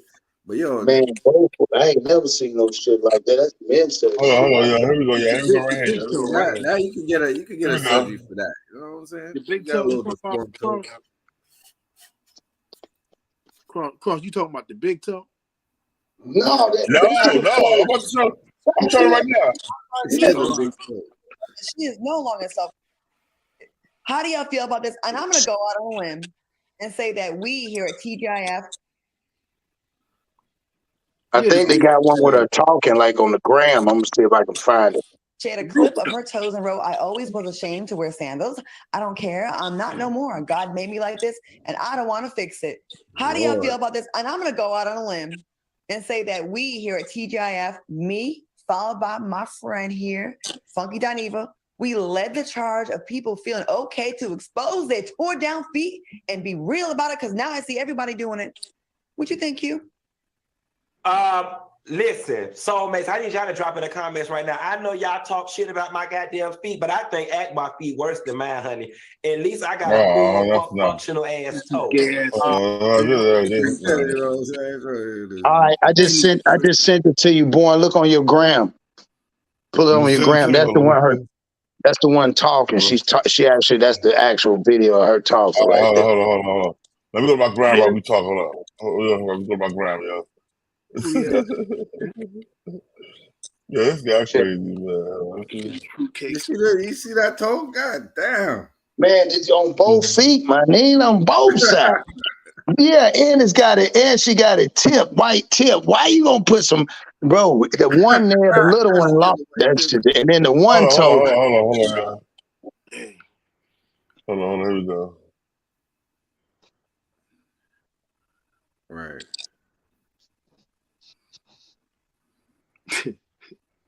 Click on that shit. What she said. But I don't want it fixed because at the end of the day, God made me like this, and I don't want to change it every day that they love me. Okay, tonight I decided to show my feet. That little motherfucker by that pinky always gave me a hard time, and I was asking God, I'm like, God, why you make my feet like this? There's something wrong with every pretty girl. So this is what's wrong with me. It's that little motherfucker right there that didn't grow out. I don't really be tripping because the doctor said they can fix it, but I don't want it fixed because at the end of the day, God made me like this, and I don't want to change it every day that they love them. Okay, tonight I decided to show my feet. That little motherfucker by that pinky always gave me a hard time, and I was Yo, that's them feeling from the devil. Oh, you that motherfucker like a wolf back with that motherfucker. Like, she like the American Werewolf in London, dog. She halfway formed. Hold on. Like, hey, you guys. Hey, you guys. Yo, man. They said somebody said they liked it. I think somebody lost her. Somebody lost her. Got a little OnlyFans for that them feet. You know they let them weird fetishes. Them motherfuckers. Yo, that's you, Mac Mizzle. You like the weird fetishes. Mac Mizzle about to go. Mac Mizzle he's like, baby, come show your toes, baby. Show me how crooked your toes are too. Get some money. So what you think about that form? The two little small ones. I don't know. Man, no, bro. It's not the two little. It's the one. It's the one right before the small one. That's I know. I saw that. Yeah, it wraps around. I don't know why. It just look like it's a lot going on. And then I don't understand. No, why it's going on like that? Because listen, because no actions like that. You shoot from the country, bro. No actions like that because her father is her first cousin. Or uncle, or mother first cousin. Come on, man. Yeah, I seen a chick with an extra finger, like hanging. I got an extra finger. My shit ain't hanging up. I got an extra finger right here. Me and my sister, my mom, my grandfather, my sons got one. We all got an extra finger. That's great. But extra toes, bro. Big ass ones. Yeah, I mean, she got, and the one toe, the one on the left side, the big toe, just didn't even look. It didn't even go with none of the toes that she had. On the left foot, that mother was too squared. It was, I don't know what it was. It was huge. Hold on. Let me see. Let me go back up there. Hold on. Let me see. Pause it and blow it up on there. There's a lot going on with the left side of her feet. That's what got me. The left side is really, it don't even match with the other side. Cause dude said it's cold blooded. Man, she said God made her like that. She ain't changing it. Yeah. Okay. Is that the same thing as loving your body, born? Nah, I don't know what that is. Boy, man, boy, you just said, boy, you said. If she got the fatty, you still hitting it? Oh, she cold. Right. Yeah, but I'm saying she ain't ugly, dog. But nah, I can't. Yeah, she wearing sandals now for the summer. They can at the end of the day, God made me like this, and I don't want to change it. Look at that! Look at it! Let's stop right there. Okay, tonight I decided to show my feet. That little motherfucker by that pinky always gave me a hard time, and I was asking God, I'm like, God, why you make my feet like this? Oh my God! So this is what's wrong with me. It's that little motherfucker right there didn't grow out. I don't really be tripping because the doctor said, because at the end of the day, God made me like this, and I don't want to change it. Every day that they love him. Okay, tonight I decided to show my feet. That little motherfucker by that pinky always gave me a hard time. And I was asking God, I'm like, God, why you make my feet like this? You know, they see it's something wrong with every pretty girl. So this is what's wrong with me. It's that little motherfucker right there didn't grow out. I don't really be tripping because the doctor said they can fix it. But I don't want to. At the end of the day, God made me like this, and I don't want to change it. Every day that they love him. That's enough of them ugly ass toes. Yeah, I was getting nauseous, dog. I ain't gonna do it. Bro. Yo. I could never see. Yo, all right, Cross, check this out, Cross. You're a sis, right? Yeah. First time I met, you didn't never see your feet, right? Y'all got together, y'all digging each other, right? And she take off her shoes, and she got toes like that. Well, see, I was always going back to the days, man. You got to look at a woman from her feet down, like her feet gonna tell everything. So if first of all, you already know we ain't getting down on the first day. So eventually, if it's summertime, she gonna have to not wear no. I'm gonna question why you always got on socks and shoes. Yeah, I'm gonna say why you ain't gonna put on no sundress. You can wear one, and then you happen to want to throw the motherfucker on that day. I'm like, damn, you looking good. I'm gonna look down. Oh, you got what the fuck? That shit might, I ain't gonna lie, it's gonna fuck me up, dog. It's I just, you know, some people got personal preferences. I don't have Hold on. Cross, about to get Cross getting in and shit. He throw the leg up on the shoulder, and he look at the toe like, what the fuck? Man, that motherfucker. And when she opened it up, moved it around, it didn't even wiggle. I'm wondering about athletes' feet, and does it stink? Because that motherfucker is small, it's covered over there. It's just a lot going on with that little. Your car is standing. Eat your father's dick, you faggot. Who is that? Chatty? Who is that? Who's that?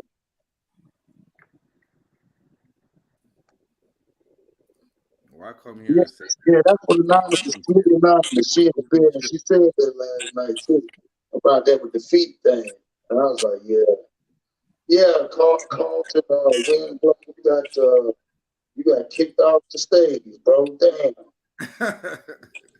I guess you was the chatty patty. You should open your mouth.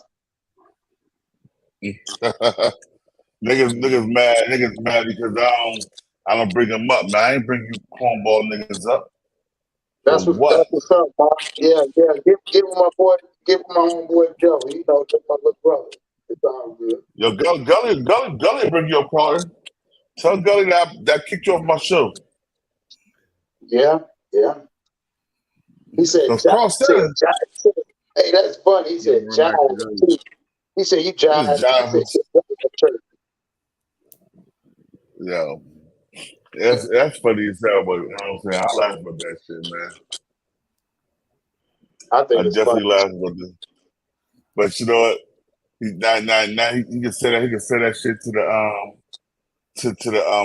the block button. Block. Right. Wow. You know what I'm saying? Why That's take that shit? Like, yo, Mac, what the hell are you smoking, Mac Mizzle? Mac got that gas, dog. Mac stay with that gas. Man, that ain't that gas, bro. That ain't gas. You know what that is? That's that dirt. That's that dirt. I know that. And then Yardie too. That's what I missed. Boy, I missed that. I missed that flat. That green, boy. It tastes like, I'm telling no bullshit. It tastes like chicken. That's straight. The real Yardie green. You got to grind it up. You got to grind that stuff up in one hand. It be flat. Matt, you got some of that over there? Oh, the Yardie weed, Mark? Yeah. That's hard to get. It's expensive. Yo, yeah, Mac is not a Yardie. He's from Africa. He's from Africa. He's not a Yardie. He's African. Steady African. What is a Yardie? You know, straight Rastafari. Straight Yardie. Speak that yard talk. Exactly. That big man talk. Mac was you from Africa, right? I'm from the motherland, yeah. Oh, he from the motherland, but still, he around the Jamaicans. Nah, I'm from the islands, man. I'm from Trinidad. They from okay. See what I'm saying? You can already tell. Right next to Jamaica, you know. But the Jamaicans don't like the Trinidadians.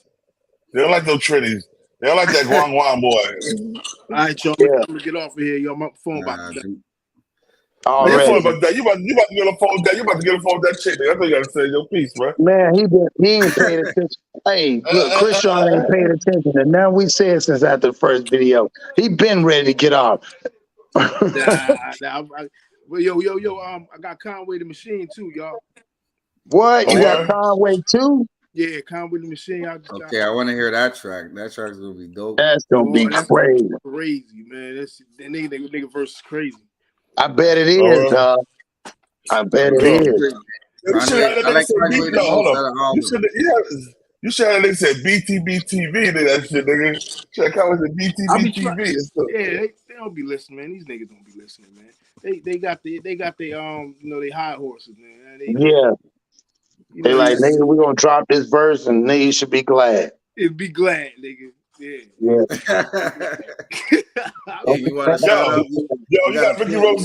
You got Ricky Rose on a new one coming up. Yeah, in a couple weeks. I'm gonna lay that in a couple weeks. Yeah. Well, Rick Ross. Yeah. That'll Rick be Ross, tight. yo. Here we go, boy. Rick Ross, is you a fan of Rick Ross? Because Chris John is dropping the hit with Rick Ross. Yeah, Ricky, that dude. I know you. I know you a 50 man. Well, tell Ricky to give me my money over for That boy. Chris John is about to drop this. We need Rick Ross to support Chris John.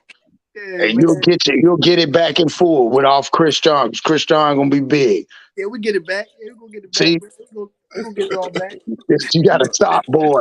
Boy to go in. The man about to do it. You see what I'm saying, Christian? You see what I'm saying? You know how Rose be doing with them. Oh yeah, hold up. Let me say this real quick. Shout out to Doggy Diamonds. Okay. What? No, hold up. Doggy Diamonds. I shout you out, bro, but I still don't like having. I don't tell me like that bullshit, nigga. I'll show you some love. I'll show you love. Shout out Doggy Diamonds. You did. Yeah, this is monumental because it stopped me. That whack 100 nigga, he make you look bad, Doggy Diamonds. You go on that West Coast shit, he make you look bad, Doggy. I'm telling you. But I fuck with you, bro. But that whack 100 niggas make you look bad. I feel bad. I feel guilty watching your videos when you knowing you rock with that nigga, bro. So I'm just saying. That's just how I feel about it. All right, y'all. All right, salute to bro. Y'all be safe. I'll hello at y'all later. Already. No doubt. Peace. All right, now let's get back to the doggy dizzle. The doggy diamond for shizzle. Wait a minute, hold on. Wait a minute. What was this? What do you do now, boy? Yeah, well, that's what I'm saying. Wait a minute, hold on. What do you mean? What is he talking about, Mac? See, this, you know him, Mac. Like, I don't know where. He shouted somebody out, and now he's talking about let's get to what? This thing right here. Let's get to the business, man. I shot you out. You good now. Nah, nigga, shout me out, nigga. Shout me out, nigga. I shout your country as I shout me out. Oh, shit. I knew it was some shit to this.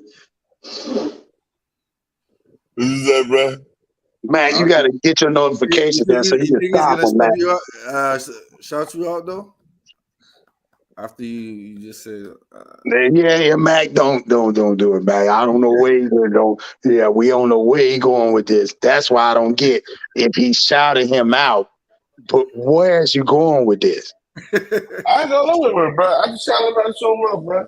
No, you said, well, let's get to the what? I thought you was about to pull something up. You wasn't pulling no video up, was you? Nah, I wasn't pulling no video. I pulled it up. Let me see. What do you mean? Let me see. Let me see real quick. Sometimes you gotta oh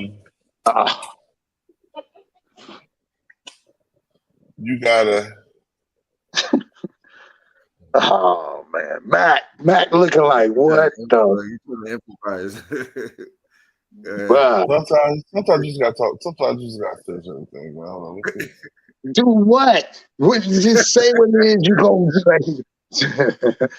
You shouted somebody out. This has nothing to do with it. It's just about you using this is a fair use thing. What is you like? Oh, hold on. What?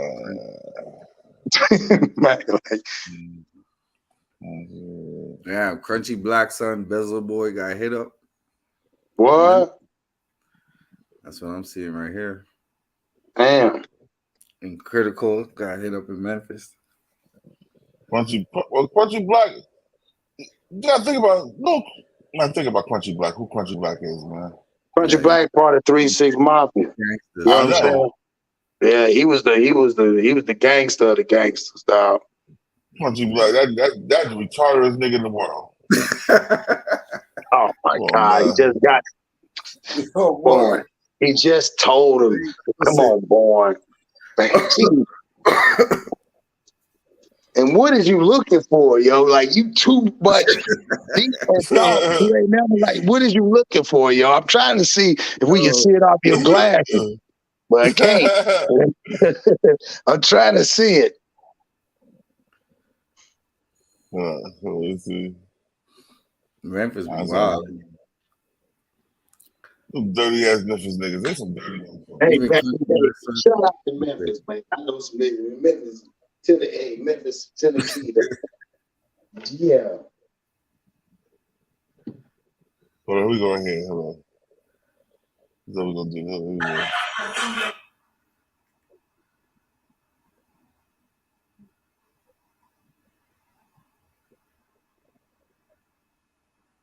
Hold on, agreement or what have you. So let's get to the content and see what they talking about. Like, here we go, y'all. Let's hear this. Let's hear this. I knew you was gonna give him a shout out because I was gonna give him one too. Nigga. Clubhouse TV gonna take y'all niggas spot. I'm gonna tell you that right now. That's rookie of the year. 2 light-skinned niggas won. They get emotional as hell. I knew it was something. I knew it. I knew it. You knew this shit too, Matt. You knew it was about to do. I knew he was doing some shit. It ain't talking about light-skinned niggas. Off the rip, it's about to be dumb as a building. Both of y'all are catalysts, you know what I'm saying, when it comes down to, you know what I mean, YouTube, when it comes down to information, you know what I'm saying? Because the one thing that I can say is that when you put something out, it's official. And you be coming with those receipts. Definitely that government stuff. Some people say conspiracy, but we know the truth. So is there a way, you know what I mean? You two brothers are here. Can y'all have dialogue? Is it possible for y'all to rectify that thing?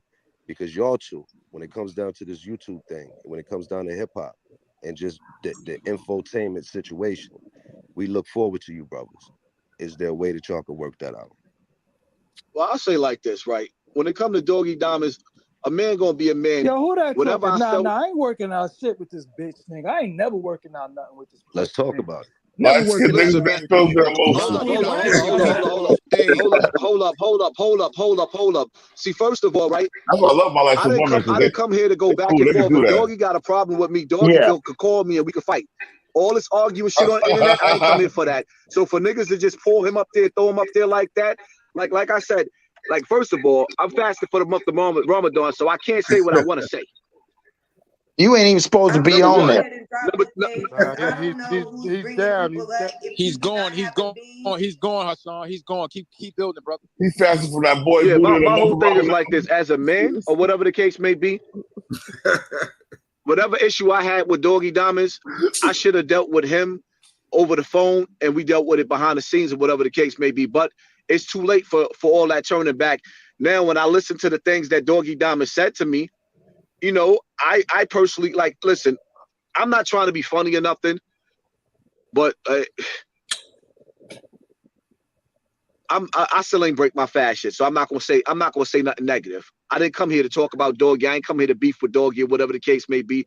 My whole thing is, what I will say is like this, right? I wish Doggy the best of luck. He built his brand. He has his own brand, and I wish him the best of luck. I don't wish him no failure. I just personally feel like at the end of the day, you know, Doggy, I feel like Son got some jealousy. I feel like he got jealousy problems. I feel like he couldn't wait for us to fall out to say some of the most hatred shit that he possibly could say. And I wish the best of the luck for the brother. I don't have no ill will towards him. I heard him sit up there, you know, calling me fun boys and stuff like that. Then that's when I sat up there and I said, well, you know what? If it's like that, when I see him, I'll knock him out and fuck him. Because at the end of the day, to me, having a fight. He has a legal gun. He's never shot nobody. And he's a blogger. Y'all heard I became that, a blogger, but I'm a street nigga. Doggy But he in Ramadan. How he in Ramadan? That's why I heard him sit up there, you know. No, all right. We're about to replay what he just said. Hold on, bro. Like, that's, man, that's a haram. He in Ramadan, man. Hey, he's supposed to not have a haram, man. He done broke all sins, bro. I cannot believe.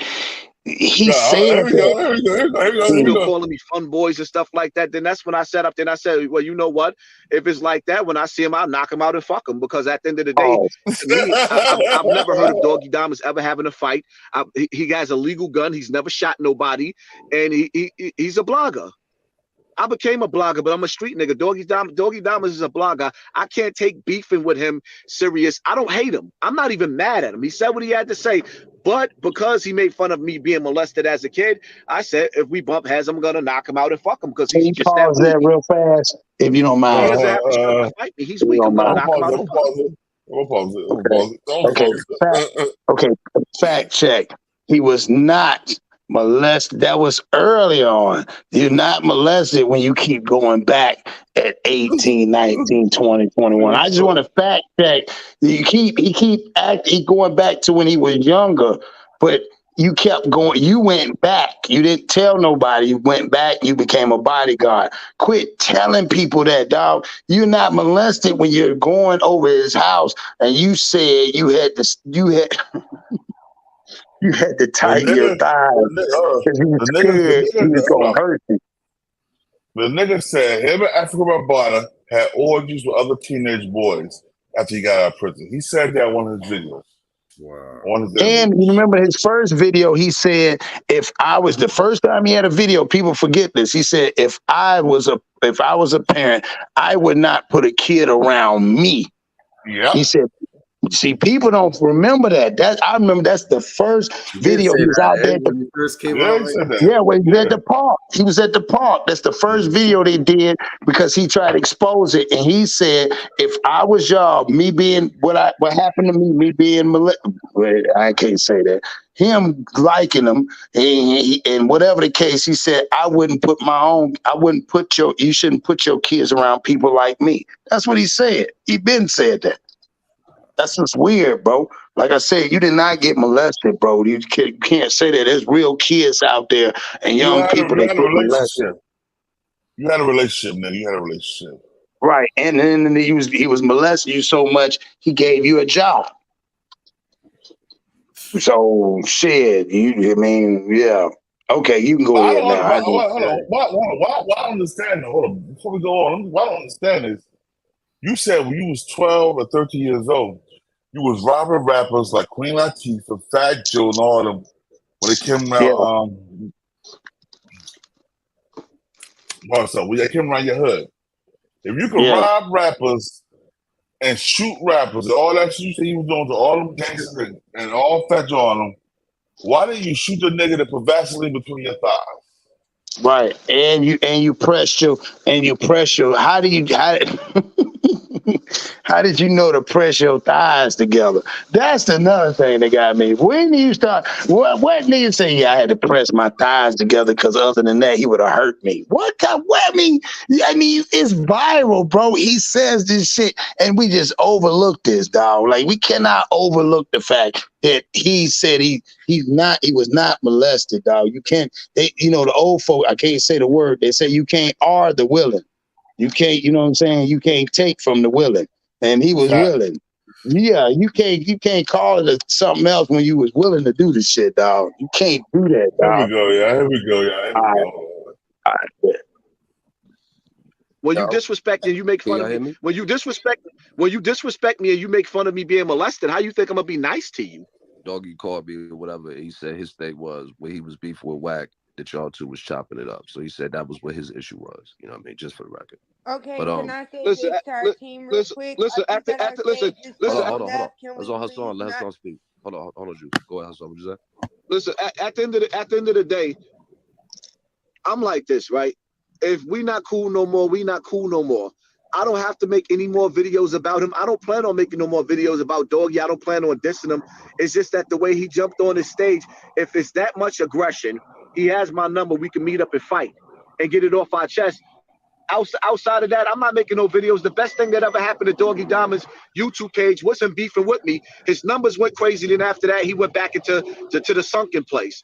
And I personally feel like, the jealousy and the envy is what got the hatred. The nigga got way too much hatred towards me. Way too much. I don't hate Doggy.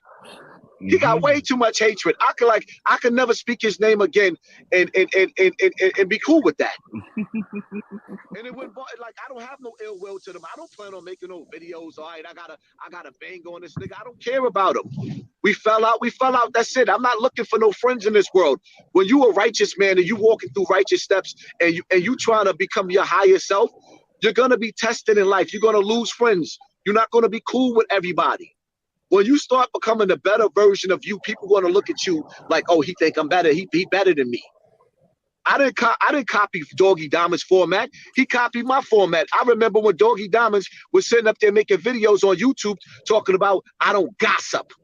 I do interviews. I let the source tell their story. Well, nobody wants to go on his platform no more, so now he reduced himself to gossiping like me.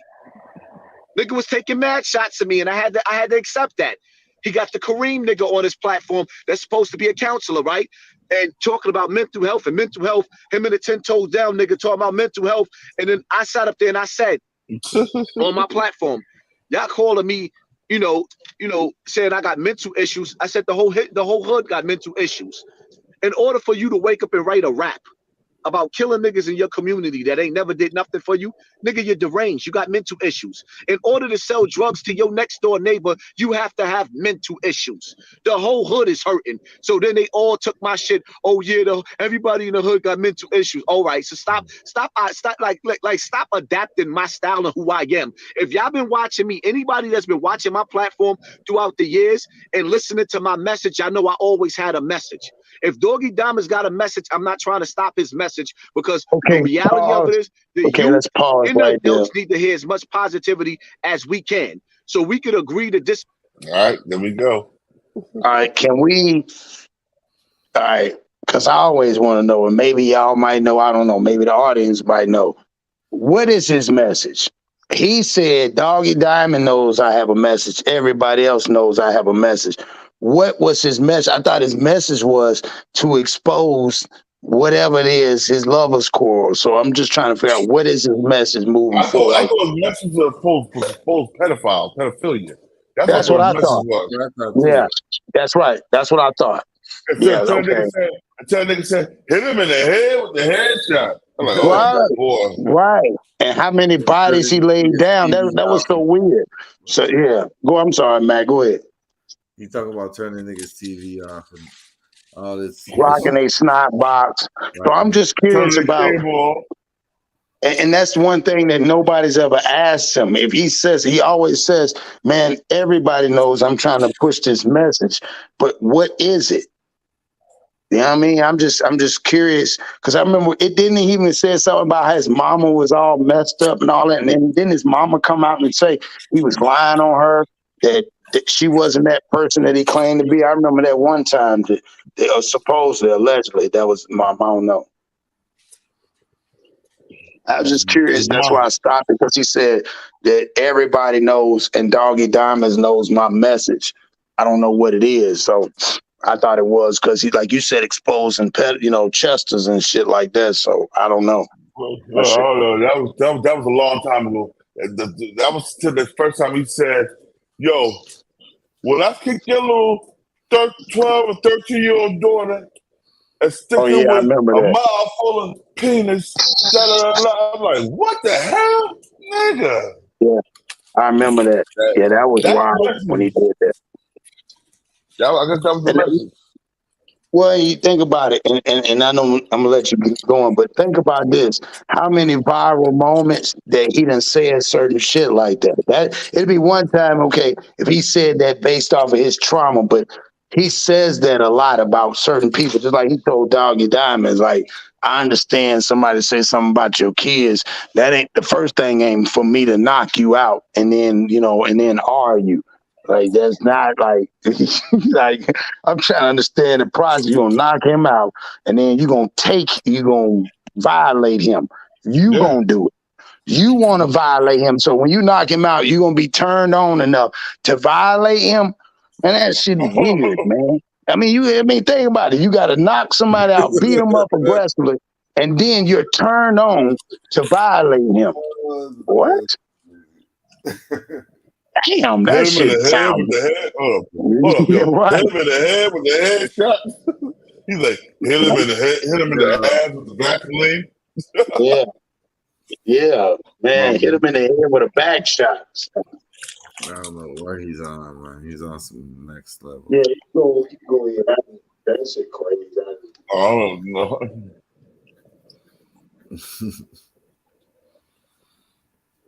Oh, here we go, y'all.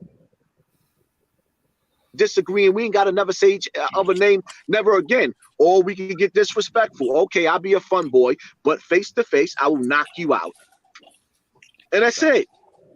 Okay, so one thing about Doggy, you know what I mean? He got his platform. He built this shit up the way he did. And one thing about you, you got yours.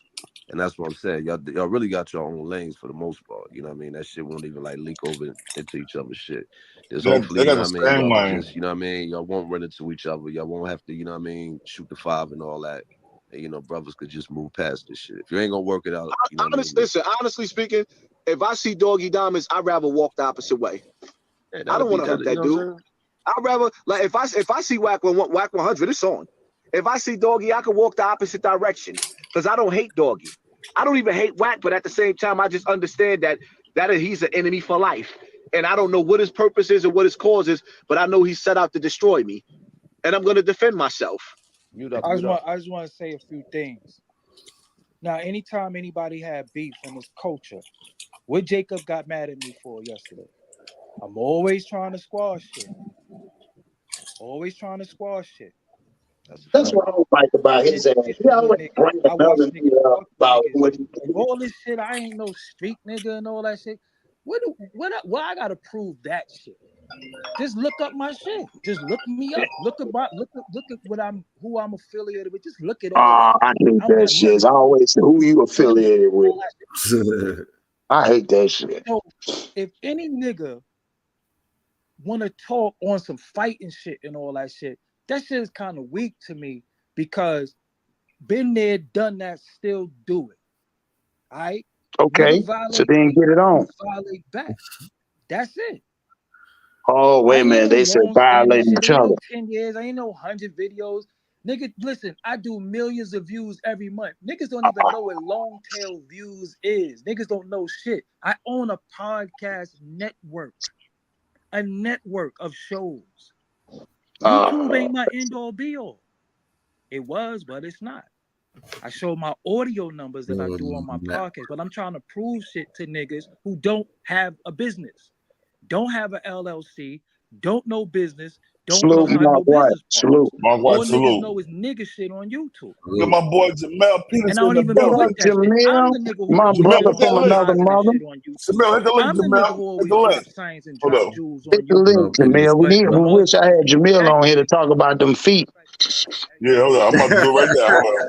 Yeah, Jamil, you got to get on here for me. It's a big bro right here, Jamil. You got to get on here. The nigga got my number too. If a nigga had an issue with me, now I want I'm to about ask to you the link right now. Poppy. Yes. When I had when you send said Jamil you had the issues link. with me before, did I not call your We phone? need to get Jamil on here. Jamil, we need you to talk about these feet. Well, before you jumped up on and you started, yelling or whatever the case, I was going to admit and say I should have called Doggy on the phone. I could admit when I'm wrong. I should have called him on the phone. I got headed. I got hot-headed. I got into my emotions, and I got disrespectful. So when you came back disrespectful, I earned every bit of it. I can admit that because I should have called you on the phone. So Yo, Jamil, I texted you, Jamil. I How many texted you. times is them behind the bum niggas always use your words on their channel disrespecting me? How many times do other niggas disrespect me? And I just want to know. I'm like, yo, I call you, bro. Why you going at me? I did that mad times, bro. Yo, what I do? I don't let them niggas disrespect you on my platform. And as a matter of fact, they take your audio, they take what you do, and they put it up. He said this about Doggy Don. First of all, they got a hard on for you. But how many times have I called you and said, bro, what did I do to you? Was it more than once? Was it more than twice? Was it more than 3 times? Admit it to everybody. Honestly speaking, I don't remember you ever calling me. I called you to ask you what happened between us. You never called me and asked what happened between me and you. I'm the one that called you and asked, yo, Doggy, what's going on with us? Okay, that's not true because I was in the gym, and the last time I called you, you said what you said wasn't meant for me. It was meant for Charleston, correct?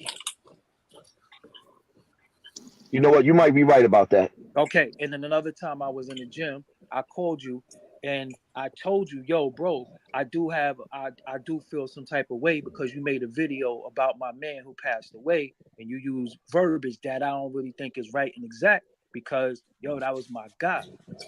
No, I reached out to you, and I reached out to you, and you reached back out to me because I was like, "Yo, what's going on with me and Doggy?" I reached out to you, then you hit me back. Matter of fact, you could be right, but have we talked about us having issues for years? And I always tell you, bro, I don't have a problem with you. So I understand. Pause that. Yo. You gotta pause. They miss each other. They miss each other, bro. Listen, now, but it's funny how, listen to how he Doggy Diamond's animated. Yo, I was in the gym, and then I hit you up to tell you that's my man. Your boy said, no, I called you and you called me back. Well, yeah, it could have been something like that. Man, get out of here, man. So you was doing squats, and then you heard that. He's like, that's my man. That's probably a whole bunch of niggas' mans. Dog, come on, man. Like you said, it's light skin shit. We need Jamil on here to talk about this light skin shit. Yo, he'll be in 2 minutes. I know. My little bro need to be on here for this light skin shit. Okay, you can keep when I going. Go back in videos, you say, I don't need him no more. I don't need him no more. Now, if you say my channel is the graveyard, Math, do you know Math Hoffa was signed to me? Did you know that? No, I didn't. Okay. Did you know that I released Math Hoffa out of his contract so he could do good? Do you know Charleston White was signed to me? You dummy. You lost that bread. So you don't know business because you don't do business. You talk everybody. You don't know it either. You have no business of your own. I do. That's a lot. Let's what we said. So I don't understand. But then when I go back in videos, you say, I don't need him no more. I don't need him no more. Now, if you say my channel is the graveyard, Math, do you know Math Hoffa was signed to me? Did you know that? No, I didn't. Okay. Did you know that I released Math Hoffa out of his contract so he could do good? See how he said that? Was signed to me? That means he wasn't signed. He used to be. You don't know business because you don't do. He said Charleston White was signed to him too. Listen to what he's saying. He said, he was signed to me and I let him out of his contract. No. He used to be signed to you. You can't take no credit for that. You know what? You might be right about that. Okay. And then another time I was in the gym, I called you and I told you, yo, bro, I do feel some type of way because you made a video about my man who passed away. Like, no. Verbiage that I don't really think is right and exact because yo, that was my guy. No, I reached out to you and I reached out to you and you reached back out to me because I was like, yo, what's going on with me and Doggy? I reached out to you, then you hit me back. Matter of fact, you could be right. But have we talked about us having issues for years? No, and I always tell you, bro, right. I don't have a problem with you. So I don't understand. But then when I go back in videos, you say, I don't need him no more. I don't need him no more. Now, if you say my channel is the graveyard, Math, do you know Math Hoffa was signed to me? Did you know that? Used to be. No, I didn't. Okay. Did you know that I released Math Hoffa out of his contract so he could do good? Do you know Charleston White was signed to me? No, it was not. So you don't know business because you don't do business. You talk everybody business, but you have no business of your own. I do. That's business. A lie. Charleston White was signed to him. That's crazy. Yeah. I don't know where you get that from.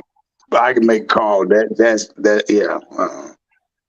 That don't even make no goddamn sense, dog. Maybe for that event that was gonna happen in New York, contract wise, that shit done. That doesn't even make sense, dog.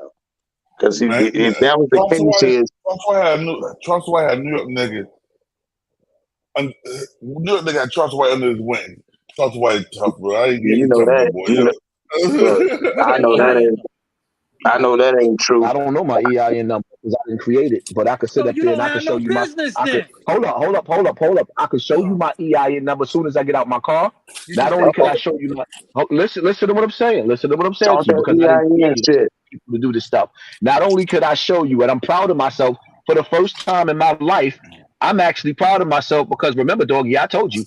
I couldn't even have a bank account because every time I opened up a bank account, child support was seizing all of my accounts, whatever the case may be, when I first started out. Now I got bank. I was actually able to go on sneaker boxes and put hundreds of thousands. I made millions off of YouTube into the bank. And I could actually sit up there and screenshot the shit and show you that my Snotbox TV under a corp, not an LLC. Yo, yeah. All right. Yo, yeah. Congratulations. Not at all. You was hating on him Oh, tonight. I was fucking with We got, and I not always used to random. hold on, Jamel. We got Jamel in the building. Jamel Peterson in the building, y'all. Jamil Peterson about Hassan Combo. What's going on, good guys? Yeah, we laughing at Hassan. We laughing at these two light-skinned niggas fighting each other tonight. What's Oh, Thunder yeah. Fly saying? Oh, y'all having a light skin night tonight. Yeah, we saluting all the light-skinned niggas because we heard earlier today, we had a show earlier today, we had somebody on shout out to Kennedy, and he was talking about light-skinned privileges, and I never knew they existed. Did you know light-skinned privileges existed? Well, to be honest, popularity far as light skin for me it was like back in the 90s. You know what I'm saying? Right. Like honestly, Right. and that's no disrespect to light skinned people, but I mean back in the 90s, if you was a light skinned dude, like you got all the girls. Or if you was a light skinned girl, you know, when we played Catch a Girl, Get a Girl, we all chased after the one That is light skinned true. girl. Hey, shout out to Catch Girl, Get a Girl, High and Go See. R&B in the night. Oh, we used to say High and Go Get, yeah. Yeah, but I don't really feel like, you know what I mean? Like light skinned dudes is like running the world like they did once upon a time. You know? All right. Yo, Jamel, I want you to see this real quick. Now, Yeah, your tell girl us what you think about this. Your girl taking her shoes and I feel like this. What you gonna do, bro? So she a rapper, and that's what she looked like. But look at her feet. I'm like, why you make my feet like this? You know, they say there's something wrong with every pretty So girl. you want This is pure what's wrong with me. honesty? It's that little motherfucker right there didn't grow out.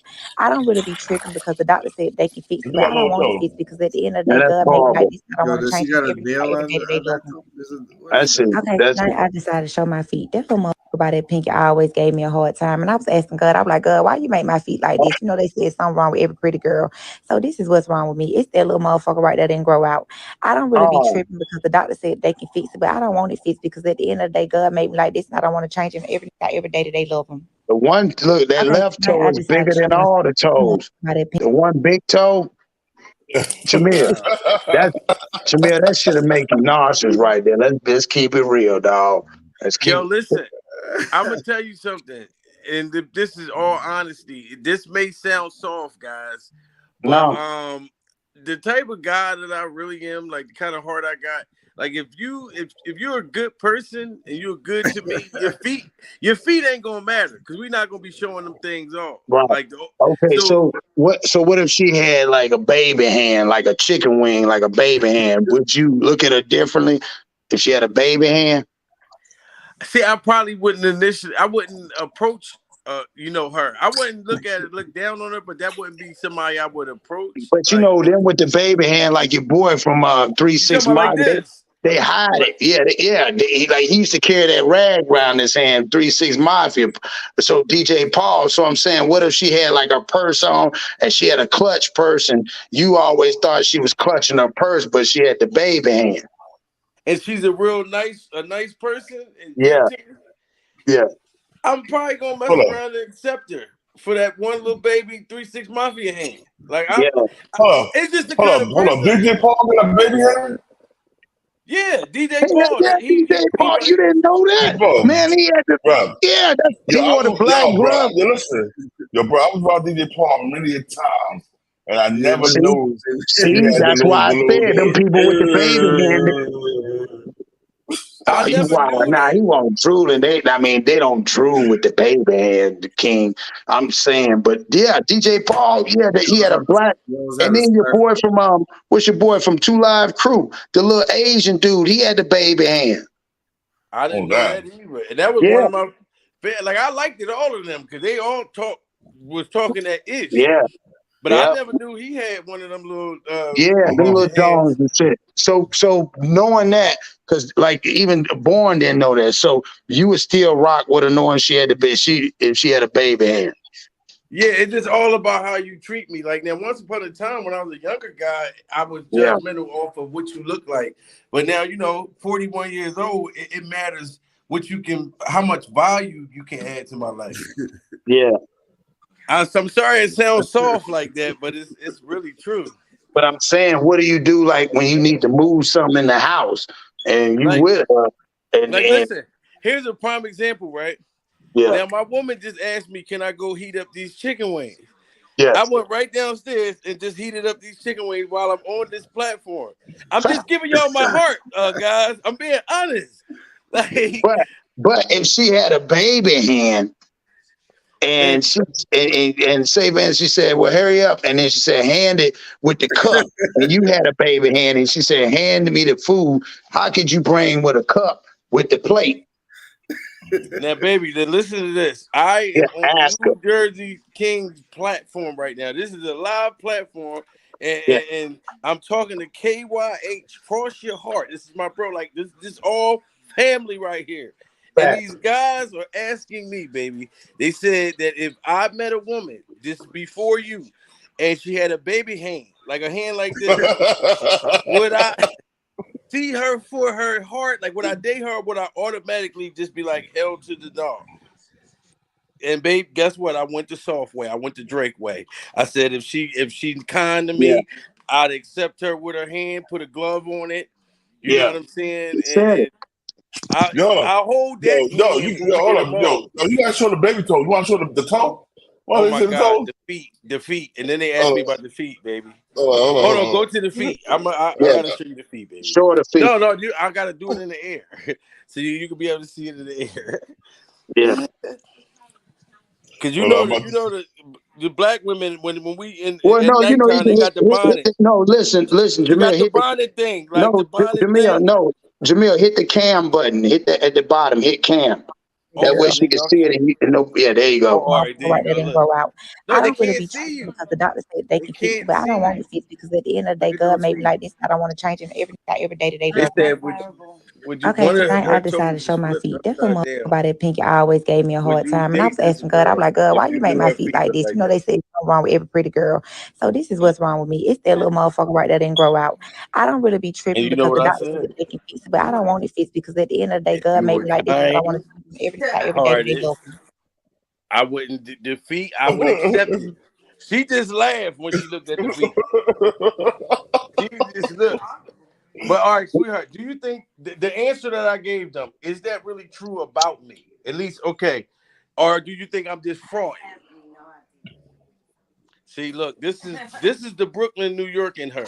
I'm from Philly, she from Brooklyn. So she like, I don't have no idea. I want to get back. And I'm from New Jersey. And he's from New Jersey. You know, and she just worried about Steve Wilkos right now. I just busted in on her Steve Wilkos moment. But look, you got your chicken? Yep. Mm-hmm. Save me some she got crushed a Steve Wilkos boy in the white ass. That's So yeah, that's what I'm saying, Jamil. But she laughed about the baby hand because that's a really difficult question to ask. Would you stay with her with the baby hand? Because eventually, like her old girl had them sandals. So if she went in, you like, baby, I'm gonna buy these nice ass sandals for you to rock, get your toes done. You're gonna be able to rock it if people look. Are you gonna fight people if they look at her feet? Yo, listen, I would have probably gave a different answer if I was my old self. Because listen, guys, I know this ain't got nothing to do with nothing, but like next week, have 9 months alcohol free. Man, salute to you. I'm so proud of you, dog. You know I am. For Thank real. you so much.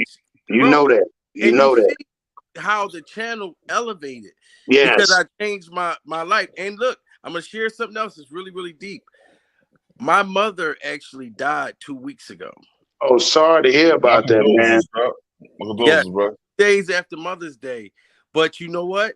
The fact that she's not in pain anymore is how I kept my sanity to keep going. My mom said, look, you got to keep doing your YouTube and stay sober, continue to be successful. So with her strength on top of my strength, that's why I do what I do. And I just said something very exclusive that I've never ever said to anybody. But that's actual fact. And I'm right up on here with a smile on my face. Well, we can say it's exclusive to the internet, but to the people that know you, we know that this is personal. Like I said, I know you personally, and like I said, I'm proud of you. And I know one thing I can say, and I'm gonna say this right now on this: the day that when I talk to you, and this will forever be one of the greatest ones you did. And people don't know that is when you did that video. You supposed to do the video for my mom. And you said, I'm gonna do the video for your mom. He's like, I'm about to go live. And then you did the video for your mom and you played her music. So you already know. You already know. So that was that right there was that people don't know that, but that Hey, yeah, that with you and King of New Jersey was like in that like chapter, you know what I mean? Like in real life, not on the internet. Real life, right. You know what I mean? So like that's why I kind of just like let it out, like guys, that journey, but look where I'm at now. Like, you know what I'm saying? Like I kept going. I went the opposite way, the negative way. You know what I'm saying? And I tell you one thing, and a lot of people don't know this, but truth, you being on here, if it wasn't for you calling me, man, I'm about to go on this channel, King of New Jersey, man, he gonna interview me, blah, blah, blah. Man, you need to go check him out. And it was you that connected me and King together. People don't know that. It was you that did that. That's because great minds think alike. You know what I'm saying? And it's so much like, yo, how great I've been feeling just not being in the beef sector. Like I know that I was born there. Like I can't front. Hassan Campbell actually fathered me at that time. But I couldn't look. I know it takes a long time, guys, to finally get out of that. You know what I'm saying? Like I never went back to look at how many Hassan Campbell disc records I got. But I know there's a bunch. You got a lot. My goal was to get to the opportunity to be able to do my real talent. Right. Fact. So when people see me for the comic and but if he do something, I may say something. Hold on. I want to show what he did real quick. I want to show what he said real quick. Check this out. This hey, you're gonna get Jamil some content to run on for this one. I promise you, Jamil, you're gonna eat this one up. Oh, I got to see this. See, I ain't been seeing what he been doing lately. You got to go back to the part where he got to saying what he was gonna do to him. He said this about Doggy Dog. First of all, they got a hard on. But how many times have I called you and said, bro, what did I do to you? Was it more than once? Was it more than twice? Was it more than 3 times? I admit it to everybody. Honestly speaking, I don't remember you ever calling me. I called you to ask you what happened. Oh, we went too far back. Yeah, you gotta go. But when Mom destroyed me, and I'm gonna defend myself. I just want to say a few things. Yeah, go back a little bit more. 2 issues. All right, so stop stop adapting my style and who I am. If y'all been watching me, anybody that's been watching my platform throughout the years, yeah, there you go. I do interviews. I let the source tell they. His numbers went crazy. Then after that, he went back into the sunken place. And I personally feel. Had to say, but because he made fun of me being molested as a kid, I said if we bump heads, I'm gonna knock him out and fuck him because he's just that weak. He doesn't have to strength to fight me. He's weak. I'm gonna knock him out. A little bit more. There you go, Tamir. There you go. I've never heard of Doggy Diamonds ever having a fight. He has a legal gun. He's never shot nobody, and he's a blogger. I became a blogger, but I'm a street nigga. Doggy Diamonds is a blogger. I can't take beefing with him serious. I don't hate him. I'm not even mad at him. He said what he had to say. But because he made fun of me being molested as a kid, I said, if we bump heads, I'm going to knock him out and fuck him because he's just that weak. Wow. He doesn't have the strength to fight me. He's weak. I'm going to knock him out and fuck him. Whoa. There you go. When you disrespect and you make fun of me, when you disrespect me and you make fun of me being molested, how you think I'm gonna be nice to you? Stop. This is Jamil time right here. This is Jamil time right here, boy. Hassan Campbell. It's Jamil time. What in the butt rape is going on? See, I already know. Hassan Campbell. Doggy Diamonds, he said that, Jamil. Comfortable to speak to a man. That's what I said. You said that all straight up, like, yeah, you know. It was too comfortable. Like, I'm gonna knock you out. Not that I'm gonna knock you out and you just gonna be knocked out and I'm gonna pick your pockets. No, I'm gonna knock you out, pull your pants down, take time to unfasten your belt and stick my pecker Oh, That's what I said. Campbell. I knew Jamil was gonna be like, "What? Hey, Jamil, they can put a boy. Hassan, you in trouble now?" Because, like he said, that's too comfortable. Like I told them, I said, "So you tell me you knock a nigga out and you get turned on to take his clothes off, bro? You crazy? That's crazy." Right? How is that the next move? You know, like if you knocking somebody out, you're supposed to, you know, kind of get on top of them and still keep punching them to make sure they stay down. Or if he down for the count, you know, get the fuck up out of there. Get up out Or of run there, his right? pockets. At least run his pockets. Run his pockets. Yeah, exactly. This man thinks of sex after knocking a guy out. Adrenaline rushing. He hard than a mug. That's crazy. I never heard of that before. Besides prison stories, but not like a person that's free. I don't know, Hassan. That is really odd. That's very odd. I thought you thought that was that's nuts. That is funny though. I ain't even gonna front. I mean, I'm used to him saying some crazy stuff, but that one probably took the tasty cakes. See what I'm saying? He done went from Thigh. He went from Thigh to Thigh Hassan, Thigh Campbell. Man, hey man, that's crazy. I knew Jamil was gonna eat this up. Keep going though. So how is he doing though? Go ahead. What's What you up say, with Jamil? Here you go. Jamil said, "How was that?" He called me or whatever. He said his thing was where he was beefing with Wack that y'all two was chopping it up. So he said that was what his issue was. You know what I mean? Just for the record. Okay, But can I say this to our team real quick? Listen, I think that our listen. stage is Hold filled on. up. Can we Hassan, let please Hassan speak. Hold on, Juice. Go ahead, Hassan. What you say? Listen, at the end of the day, I'm like this, right? If we not cool no more, we not cool no more. I don't have to make any more videos about him. I don't plan on making no more videos about Doggy. I don't plan on dissing him. It's just that the way he jumped on the stage, if it's that much aggression, he has my number. We can meet up and fight and get it off our chest.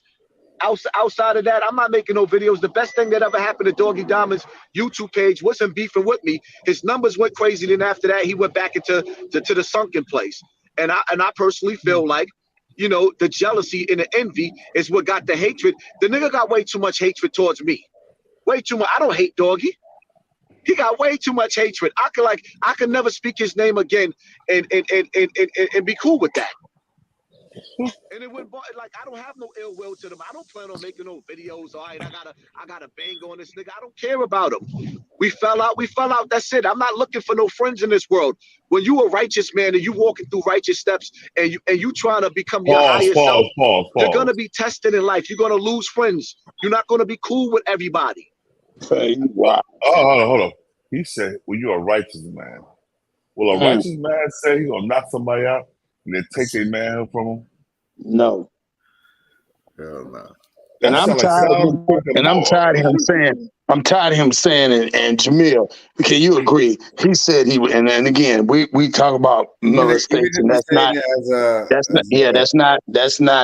a serious thing. But when he sit there and say he was molested, you can't be molested and then get a job with the person that was molested. You know, you just can't work for the person.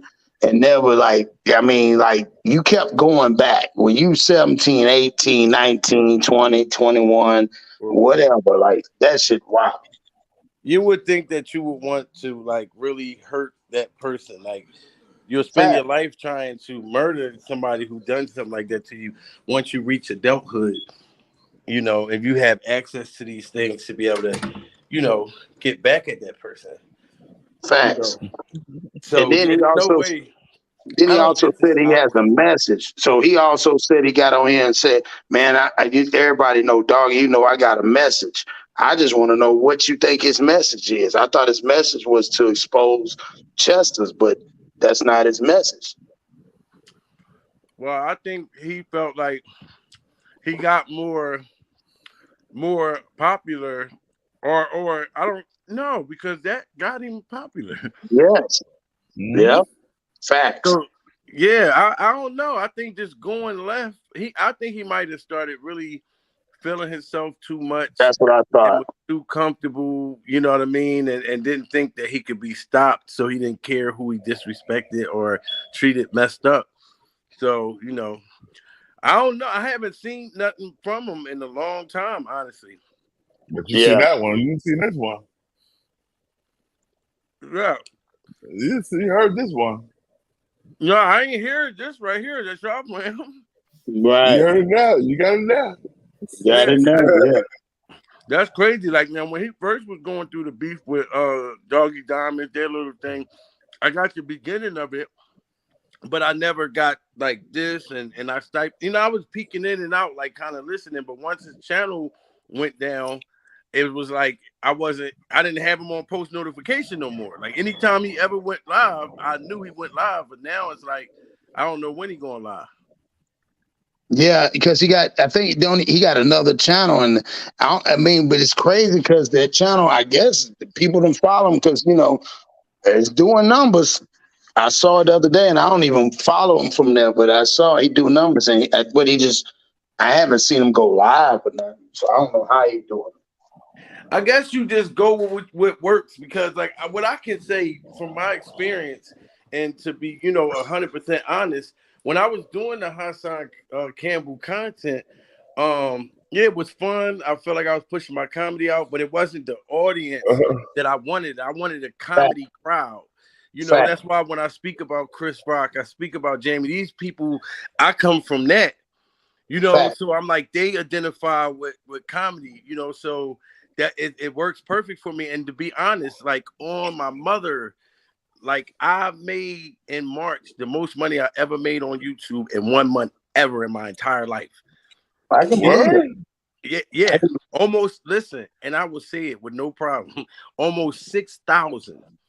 I can believe it. In March.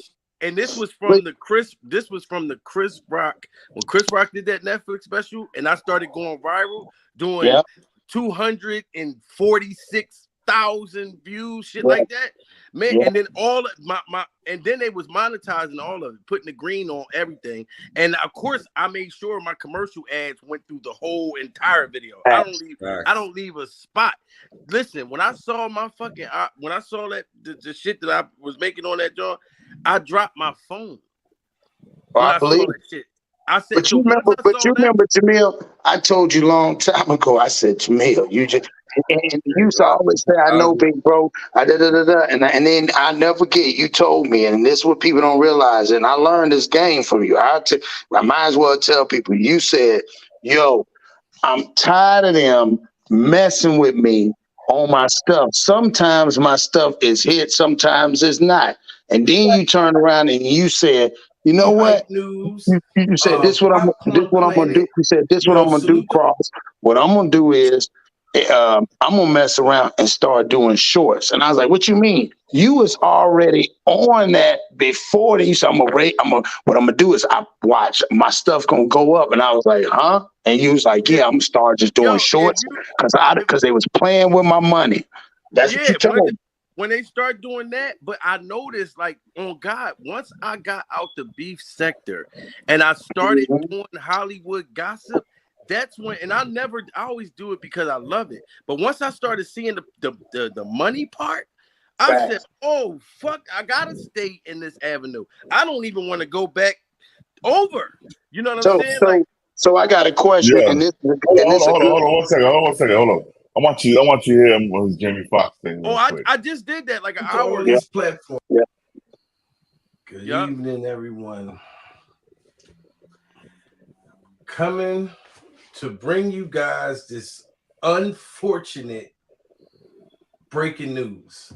Okay, now if you look on all platforms, I mean, these are legitimate platforms.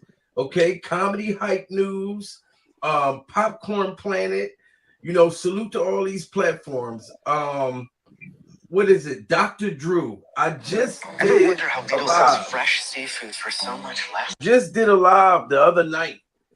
And I told you guys, you know, I was chilling, laying in the bed, me and my tenderoni watching movies, and I saw Dr. Drew and this guy that has all the Hollywood inside scoop. Okay. He was on Dr. Drew. Go look on my last live. The last live that I did, it was at nighttime. Okay, I came outside and I brought this to you guys. Salute to Will Harley, Lisa in the building, Georgia in the house, Jamie Foxx. This is an update. This is breaking news, guys. Okay, I did a live the other day, Dr. Drew, and I was telling you guys, this ain't got nothing to do with P. Diddy. This update information. I'm not saying P. Diddy is in the clear, but they're saying we need all our prayer warriors. Edwin in the building. I'm Supreme in the building. Giovanna in the building. We all got to pray for Jamie Foxx, guys, because they are talking about, and I mean, these are liable sources saying that Jamie Foxx is paralyzed. This man is paralyzed and blind. This is what all the platforms are saying. You know, I'm surprised. I'm kind of getting that part of it late, but I did a live the other day. I did a live like 2 days ago when Dr. Drew, that guy is a doctor. He had the one dude on his platform, and the one dude said he has somebody that's right next to Jamie Foxx, that's inside, giving him the latest news. And they was talking about COVID, said that Jamie Foxx had to take a COVID vaccination on that movie with what is her name? Drew Barrymore or whatever. One of the Charlie's Angels. They said he was supposed to take this vaccine, and Jamie Foxx did not want to take the vaccine at all. They said Jamie Foxx was upset on the set of the movie that he was working on before he went into the hospital. Now tell me that's not weird. Tell me that's not weird. You make me take a COVID shot, and now I'm in the hospital 2 months later. I've been in the hospital for 2 months, and now I'm blind. I'm blind. As talented as Jamie Foxx is, this is why they haven't been letting us see him. They ain't been showing us. And his daughter came out and said he was playing pocketball. Y'all remember that shit? The dude. Hold up. Nike really played Ray. No, Nike really played Ray Charles. That's true, eh? I mentioned that. Before we even say anything, man, let me say one thing, please. Let me give my little bro his roses. Boy, you a cold brother. Boy, I just sat down and analyzed you. Boy, you really got it. I'm gonna tell you, you got it. People didn't even peep out the names. Boy, you about to cross over because you mentioned Dr. Drew. You mentioned names, and that's why you said earlier you got out the beef. And then before he had started, that's the question I wanted to ask you: is what do you have for us as our culture? Because I'm watching you, and I saw the transformation from the beef to where you at now, and you say you ain't never going back. What is the thing you can tell our culture about where we going wrong? We in the wrong category, basically. That's what I want. Well, from what I learned, like when I first started YouTube or whatever, and I went viral off the Hassan Campbell. Right. It was cool, you know what I mean? I was able to, people to be able to see what I really done. But eventually I got tired of it because it was like the only way for people to identify what I do is if I say something about this guy. Because when I would try to give content without talking about another YouTuber, like us bashing each other as black people, us like that was the only thing that would make people watch me is if I used to tell me. And I hate to cut you off, Jamil. You used to tell me that you said, big bro, you ain't understanding. When I do this and I talk about him, I remember you used to call me like, man, you don't understand the money that they giving me to do that. They keep telling me to do it. Right. And listen, and when I was telling you that was only a couple hundred that I was like, wow, this is crazy. Once I got over here, like when I'm telling you, my shit has not went down since March. I've been watching. And I'm not even talking about numbers. Even Bourne said it. Bourne said, goddamn, Jamil doing numbers over there. Yeah, listen, there's a Nick Cannon, right? I don't really care so much about the shorts. Only the fact the shorts just bring subscribers. That's the only thing I'm cool about. Gotcha. I have a Nick Cannon video that's right there at my top of my thing. I made it my profile thing. This Nick Cannon video is like 125 50,000 on this one thing. I did that video 3 weeks ago. Just 4 or 5 days ago, it was only at 21K. Sometimes YouTube, like you can have a video up there and they can just push it out of nowhere. It can take weeks. But every day I get another 100 subscribers just off of that one. I'm cool with the subscribers, but like I said, I got to notice that the Hollywood gossip over there, not only if it's am I actually seeing money from it, but I'm also being able to grow. Like my subscribers are going, my numbers are going. So I'm like, wow. Now I'm talking about people in Hollywood, but I'm making my own comedy up about them. It's kind of the same way I did with Hassan Campbell. Because of course there's stories that I'm like, but I'm watching other bigger YouTubers do it too. Those stories are like, now I'll give you the real stories when they come out, but sometimes P. Diddy played naked basketball. I mean, you'll see other subscribers doing it with big numbers. Your But number, look, bro, your titles be getting me, dog. That's another thing. That's what draw them in. But I'm watching other. When I was thinking, when people was like, "Yo, if you do this, you're gonna get sued," or if you do this, they're gonna take your channel. No, there are thousands of YouTubers with that have hundreds of thousands of subscribers. I noticed they put the clickbait titles up there constantly, but about Hollywood gossip. Right. And they're making a lot of money and building their platform get big as fuck. If I would have stayed talking about Hassan, I would be nowhere right now. Remember, I used to tell you that. I said, hey, man, you bigger than that, because the way you used to think. And that's why so I got another question to ask you. Because remember, even when and we were talking about this before you came on here about the shadow ban. Remember, you was like, yo, big bro, I got these. At that time, hell, you only had, 5,000, 6,000. You was like, man, I don't want them people to unsubscribe to me because they shadow banned me. So how long did it take for you to, because I heard you shout out people that I know I was a moderator I didn't hear before, and it sound like some people that's in there that's supporting. So how long did it take you to get to a newer audience? Well, what happened was, like I was telling you over the phone, when I noticed, like when my subscribers was going down, like I'm at like 7 something or whatever, and I'm noticing that, right? Then YouTube stopped when you write a title, like how you got the title right here should be in when you look up Jamie Foxx, when you look up DC Youngfly, this should be on their channel. Like when people looking up them, this video should come up there. I noticed YouTube wasn't. If I did a video, let's say if I said Hassan Campbell, and if you search Hassan Campbell, you don't see my video because YouTube is not pushing my joint. So I'm like, damn. So I crossed over to doing shorts because I'm like, wow, they're not supporting my videos. My numbers are going lower and lower.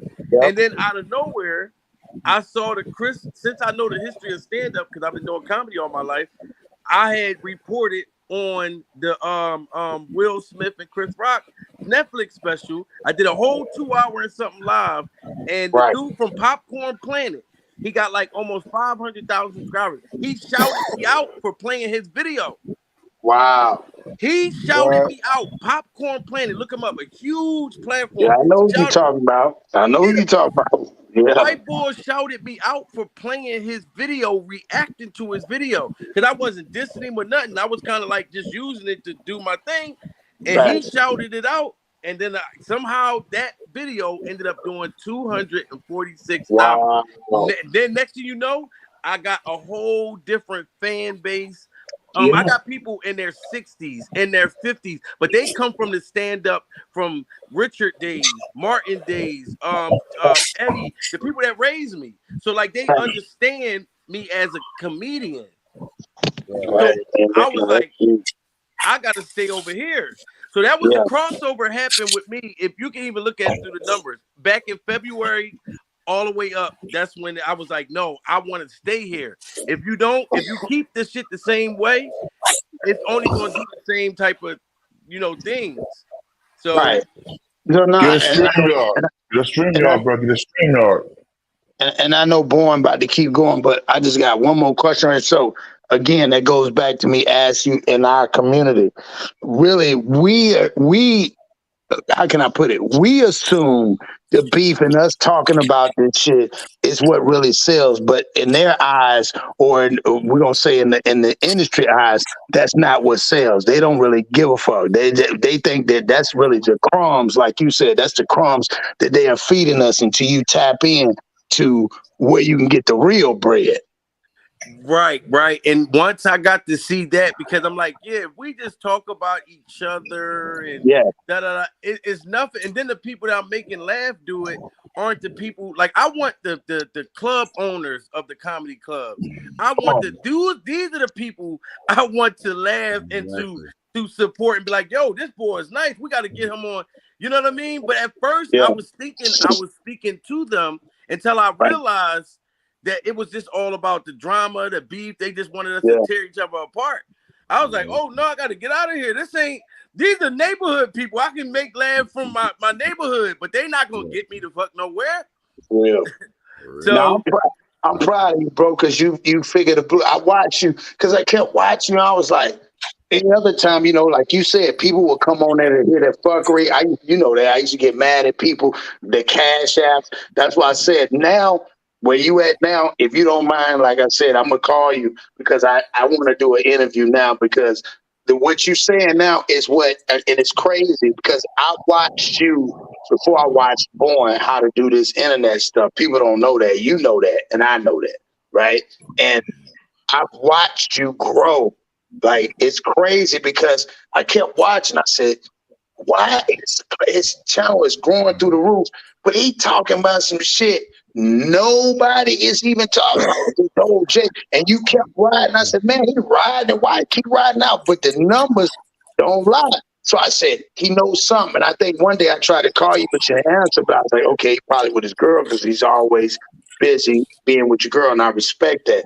But that's why I need you on there because I think you, at this point where you at, you can give a lot of game because I'm listening to just the first part of the video. I'm already intrigued by the video because you kept saying, Dr. Drew, you cold because you didn't even start. I watched it. I'm watching you. And you know what I'm gonna do? Dr. Drew. I see. What I'm gonna do is right, not to hold it up, but what I'm gonna do is I'm gonna show you my algorithm. Right now, look.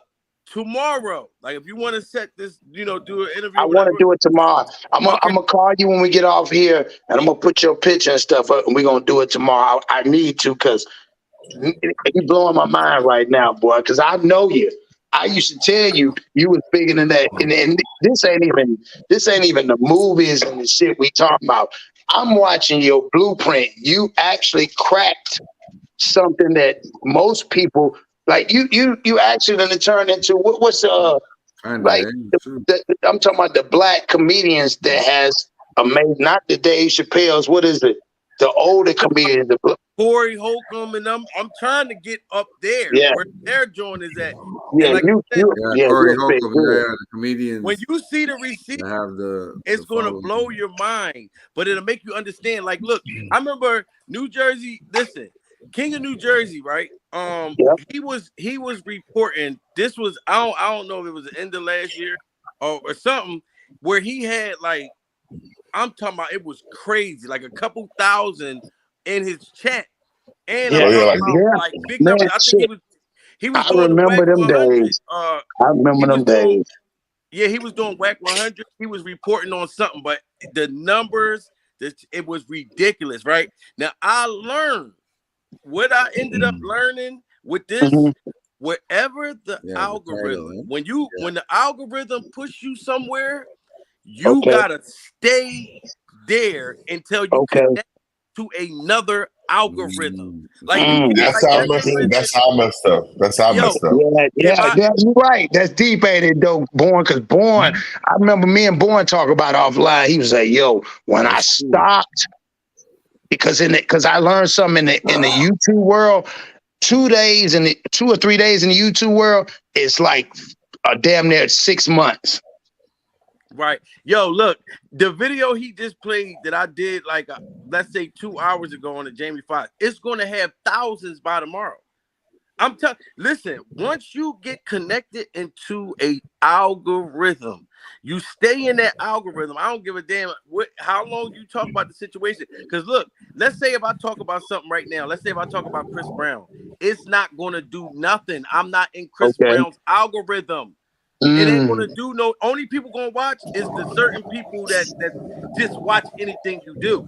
But it's not going to push it in the algorithm world. And that's why.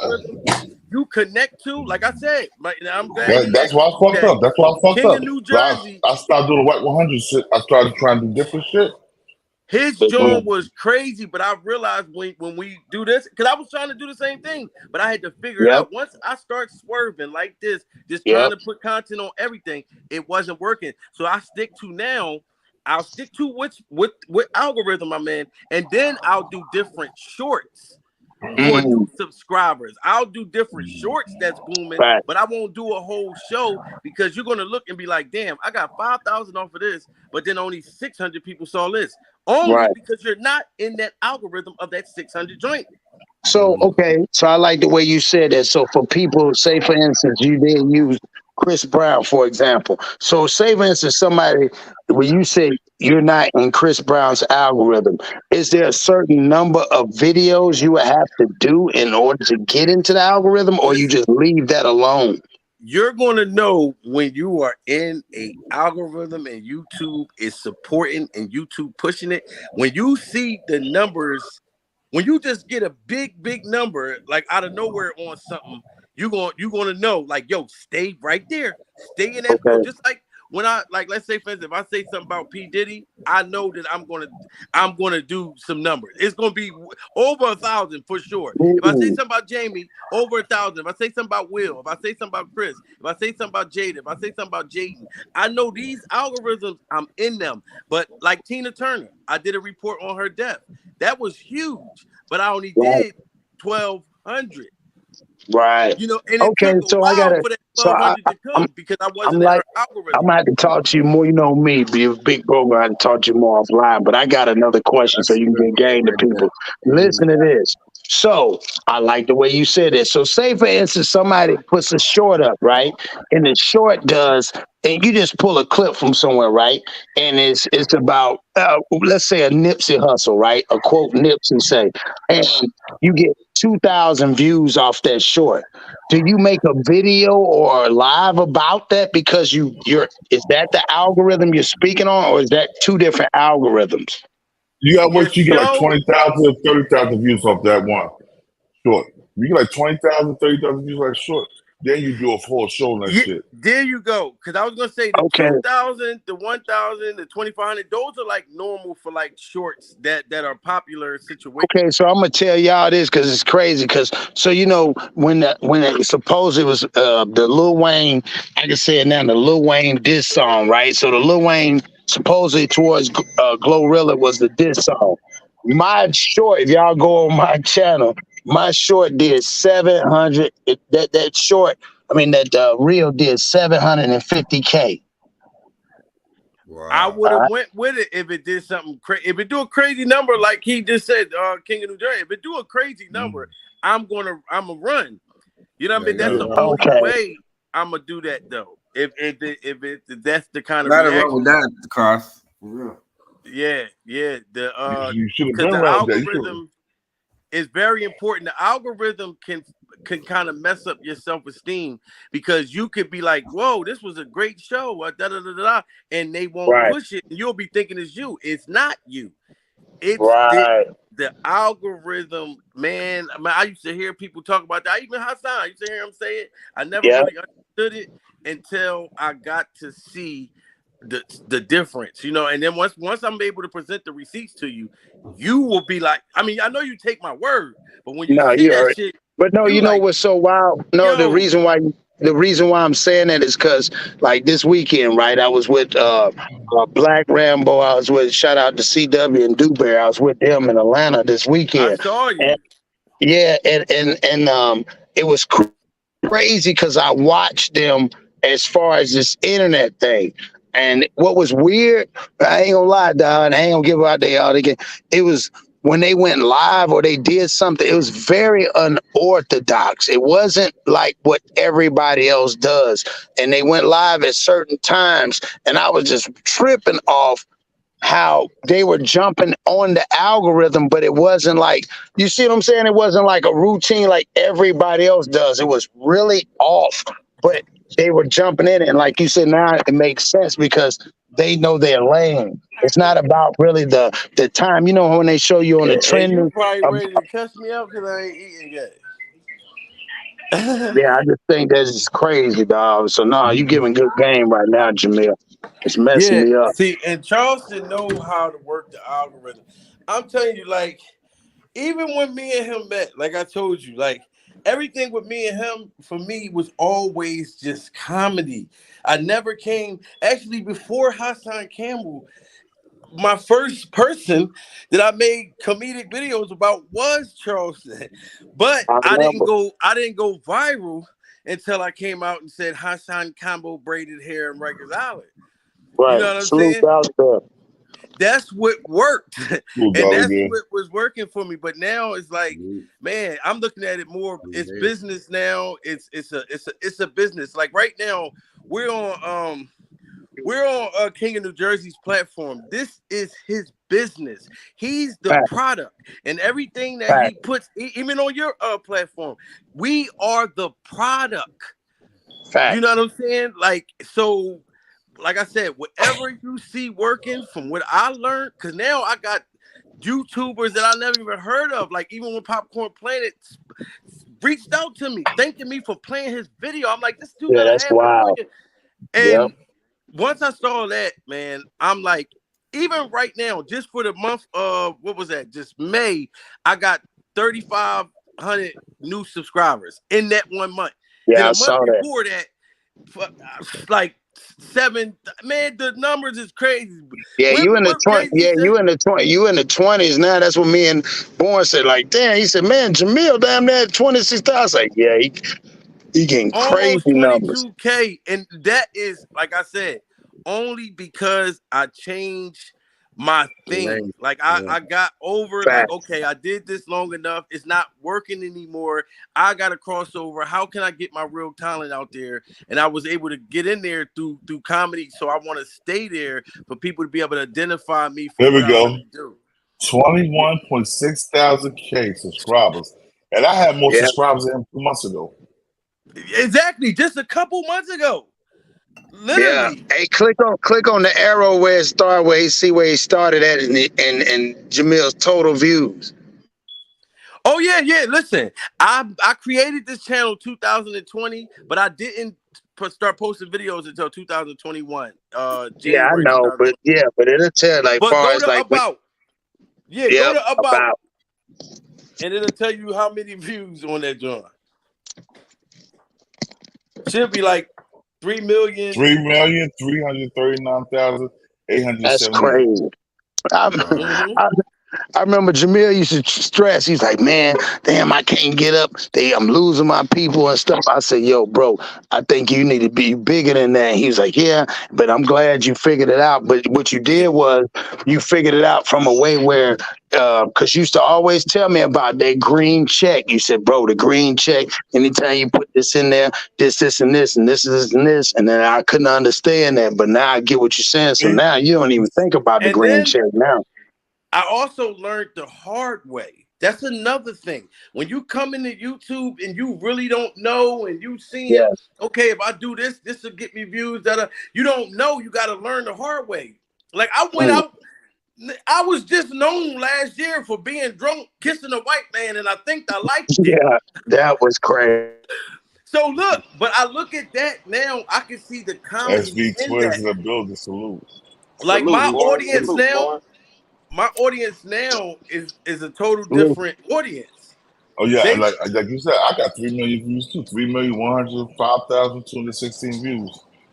I'm trying. I'm coming along, y'all. Don't do me wrong. I'm coming along. Yo, you've been coming up quick too. Like, let's not be mistaken. And you got an audience. You got a nice audience. It be hundreds of people on your live. Yeah. So you gotta get monetized, bro. That's what you gotta Yeah, get well, numbers. I'm working on another now since I'm getting the game from little bro. Now I think on the other channel I'm gonna go because that's the route. I'm gonna talk to you about it, Jamil. But that's how I always looked at it. I looked at other like you said, the popcorn media and stuff like that, and the law and crime. Those are the type of people I watch because it blows my mind how they getting all these viewers. And like you say, man, it's okay to get like right now. It's okay to get the views and stuff, but man, to be locked in with an audience that you ain't never seen, and these are from all cultures. That's what it's about. And you ain't And the talking. You thing ain't is putting the nobody money. Like down. when I Yeah, used to, I can never forget when I'm telling you, King of New Jersey had like 2,000, 2,500 people on his live. When he was doing that Whack 100 doing $30,000, I was watching, but this is I what I know. was drowning. He inspired me. Little do Yeah, you because know, I I was remember. trying to come out of Because I my shit. remember. Because I remember you called me. He's like, yo, man, hey, you got to check this dude King out, man. He got all these people in here. He's like, yo, big bro, I'm finna go in here and do this interview. He got this Whack 100. I was like, you sure? I said, it's cool. He said, no, he cool. Man, you got to come check him out. And I remember when you went over there, man, and at that time when you did the interview and you was talking, yeah, King was doing numbers then. That was crazy back then. And then when I And started coming over there, he was doing numbers. but just to see that it don't really change nothing. You still will be able to do them again. You know what I'm Facts. saying? Like for real. It's just whatever when you connect to that certain algorithm, that certain thing that you see do them some numbers where you like, what the hell? Or all these, you know what I mean? Run with that for a So you while, said, but do so it you, differently. Let's say okay, tomorrow, right? Now Jamie just had this situation, they just came out publicly. Soon, facts. like sometime in the afternoon, because we going swimming tomorrow, sometime in the afternoon, I'm going to do an 8-minute joint about P. Diddy having something to do with him being blind and paralyzed. You know what I'm talking about? And I know That's it's what I going to said. work. Jamil, he Do called with it. See 9 that? minutes. Jamil, do 9 to 10 minutes. That's where you get all the monetization. We do not over 9 minutes. Actually, 8. Actually, 8. See, that boy smart. Yeah, I'm it's 8. telling you, I'm gonna talk to this. This thing is different now. I used to always get mad at Jamil because he'll come at me and say something crazy, and then he only, you know what I'm saying? He'll go back to the, but bro, he know what he talking about. I used to See, the listen to him when he used reason to why call me. I couldn't see it, bro, because I was intoxicated. That's a My fact. real gift and everything, my ability to understand, my ability to, I did not have that. I had a lot going on, Yeah, but once I made that change, my brain, like every day, I'm studying YouTube. Every day, I can I believe look at that. other YouTubers of what works. Okay, how did he get this? And then I'm seeing them stay in the same thing, but they just switching it up in a different way. Like the dude Prophet. Look at the dude Prophet. Something. He got Profit muscle. muscle. Yeah, he got him. Yeah, All that over shit, the it's almost like it's annoying, but it's catchy. I And, see what and you. this is why he got 200 and something subscribers. Yo, he did a video saying that Jamie Yeah, Foxx spoke from the hospital. It's a clip of Jamie actually talking, but it's not from the hospital. It's not even right. real, but it did yeah, real numbers. but he be Okay. doing a lot of cap shit Yeah, stuff. I'm out there. Yeah. See, Them that's why I said clickbaits got to Jamil is be on cold. point because it's not about the clickbait. It's about the content you give them after you bait them to watch it. Yeah, true. Once you got their attention, now they're like, okay, this is not what it said, but this dude funny Right. as hell. Who is he? Once you get them, then you got to keep them and give them what you got. Then they say, all right, I don't even care that P. Diddy didn't slap Will Smith. Right. I like this dude. This dude is super funny. You know That's what I mean? smart. You force That's them smart. into watching what you got. And then now, man, I love it. No, you cold. I ain't gonna lie because now you're getting creative. I seen the thumbnails, you doing it, and then I kept watching. I was like, how many times of Chris Rock and Jada did this and Jada did. It was like you were telling a story about like it was like a soap opera about Jada, Will, and Chris. And I started watching it, but even not even watching it, just looking at the title. The title Right. was like a And then the story. most important thing is look at the numbers. When you see it say 70,000, 90,000, 40,000, 70,000, 60,000, it can't. But if I was talking about Hassan, if I was talking about Charleston, you'll see 1100. Yep. It gotta make Yep. sense now. Gotta make sense. Okay. You know what I mean? I'm So with you. Now Hollywood lane is big because it's like those tabloids there, you know. Right. You know what I'm Right. saying? He almost D-Mac is he almost 100% like right. you almost like the Yo, Black National Enquirer. Yeah, I remember when I did my first video that made me go viral, right? This was like it was like the end of 2016 when I first started. I had my YouTube for a while, but I didn't start recording videos like 2016, sometime like that, right? I did my first Whack 100 video, right? And that shit, my first Whack 100 live. I had like 3, 4, 5,000, 6,000 people in my live chat, and that video did like what 1.5 million views, right? I got paid for that video, right? I got paid for it, but like it's like right after I got paid for it, they took the video off my channel. Like Whack 100 reported it. Well, that's because of the press that it got. That video, he actually saw it himself. Right. That's how much numbers that did. You know what I mean? To where he was He can't say he don't know you. See, he took the video out. You like to say you don't know niggas. Right. And you see how he said that was his first viral video, right? Now, just before the end of last year, when he was doing his Whack 100 content, that's because he had thousands of people watching, thousands of views, because he's still in that algorithm. It's just the right Whack 100 time or whatever, boom, and he'd be back in there. And anything connected to Whack, you will be fucking. I mean, everything will be just booming off of that. Every time, Every time I do a Whack 100, I have a couple hundred. And they're gonna come to you for it because you're the one breaking the news to them. Your fan base and people that'll become fans. They come to you like, yo, if I go to him, I'm gonna be able to get the latest news on Whack. I'll be able to get the latest news on, you know what I mean? Like when people come to me, they know I'm gonna give them the latest news on Jamie, the latest news on Will Smith, the latest news on Diddy, who Diddy touched this time. You know what I'm saying? Like they come to me for it.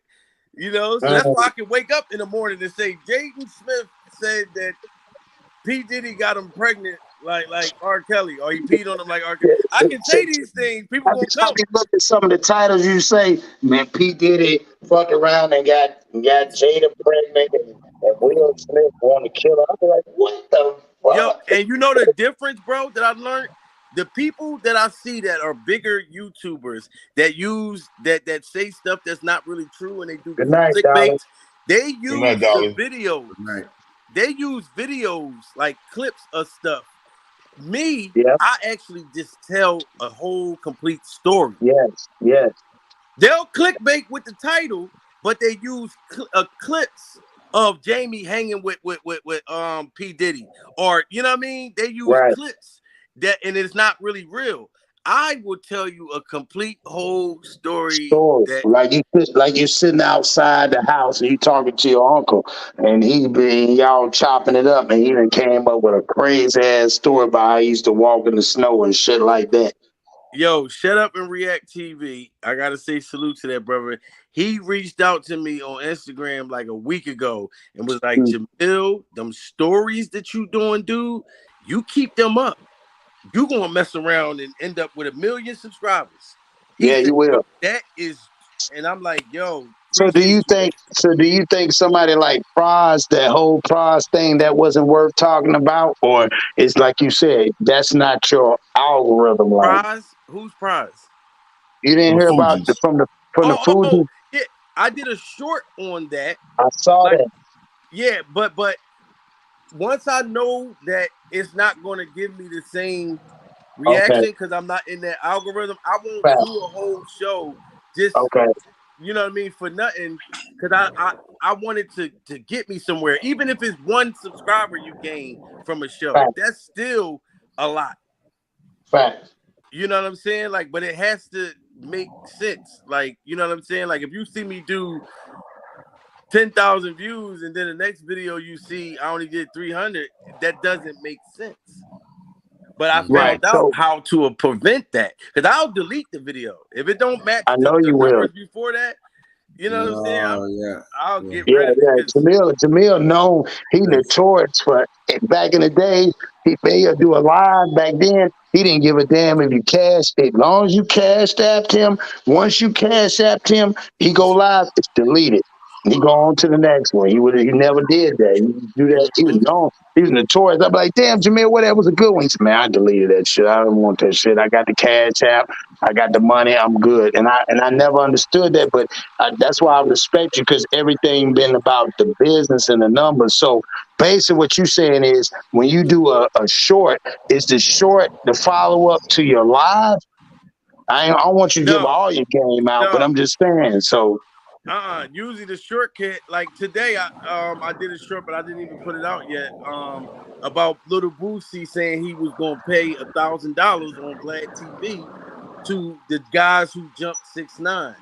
That's a short for me. Now that could be a whole live for somebody else in Boosie's algorithm, but for me, That'd be a whole lot. That'd be a whole lot for me. That'd be a whole lot for me. And Corey Holcomb would be a whole lot for me. But if I go Corey Holcomb, I have a bunch of people in that shit. Yeah, see, I did my very first Corey Holcomb joint, and I only did 1,500. You know, but that was just me just trying that's it what out. but that's what he's saying, Born. He's saying, like you just said, that's the difference. The difference is you would have done a whole live. Like he said, I'm just gonna do a reel because I know I'm not in that algorithm until I go back.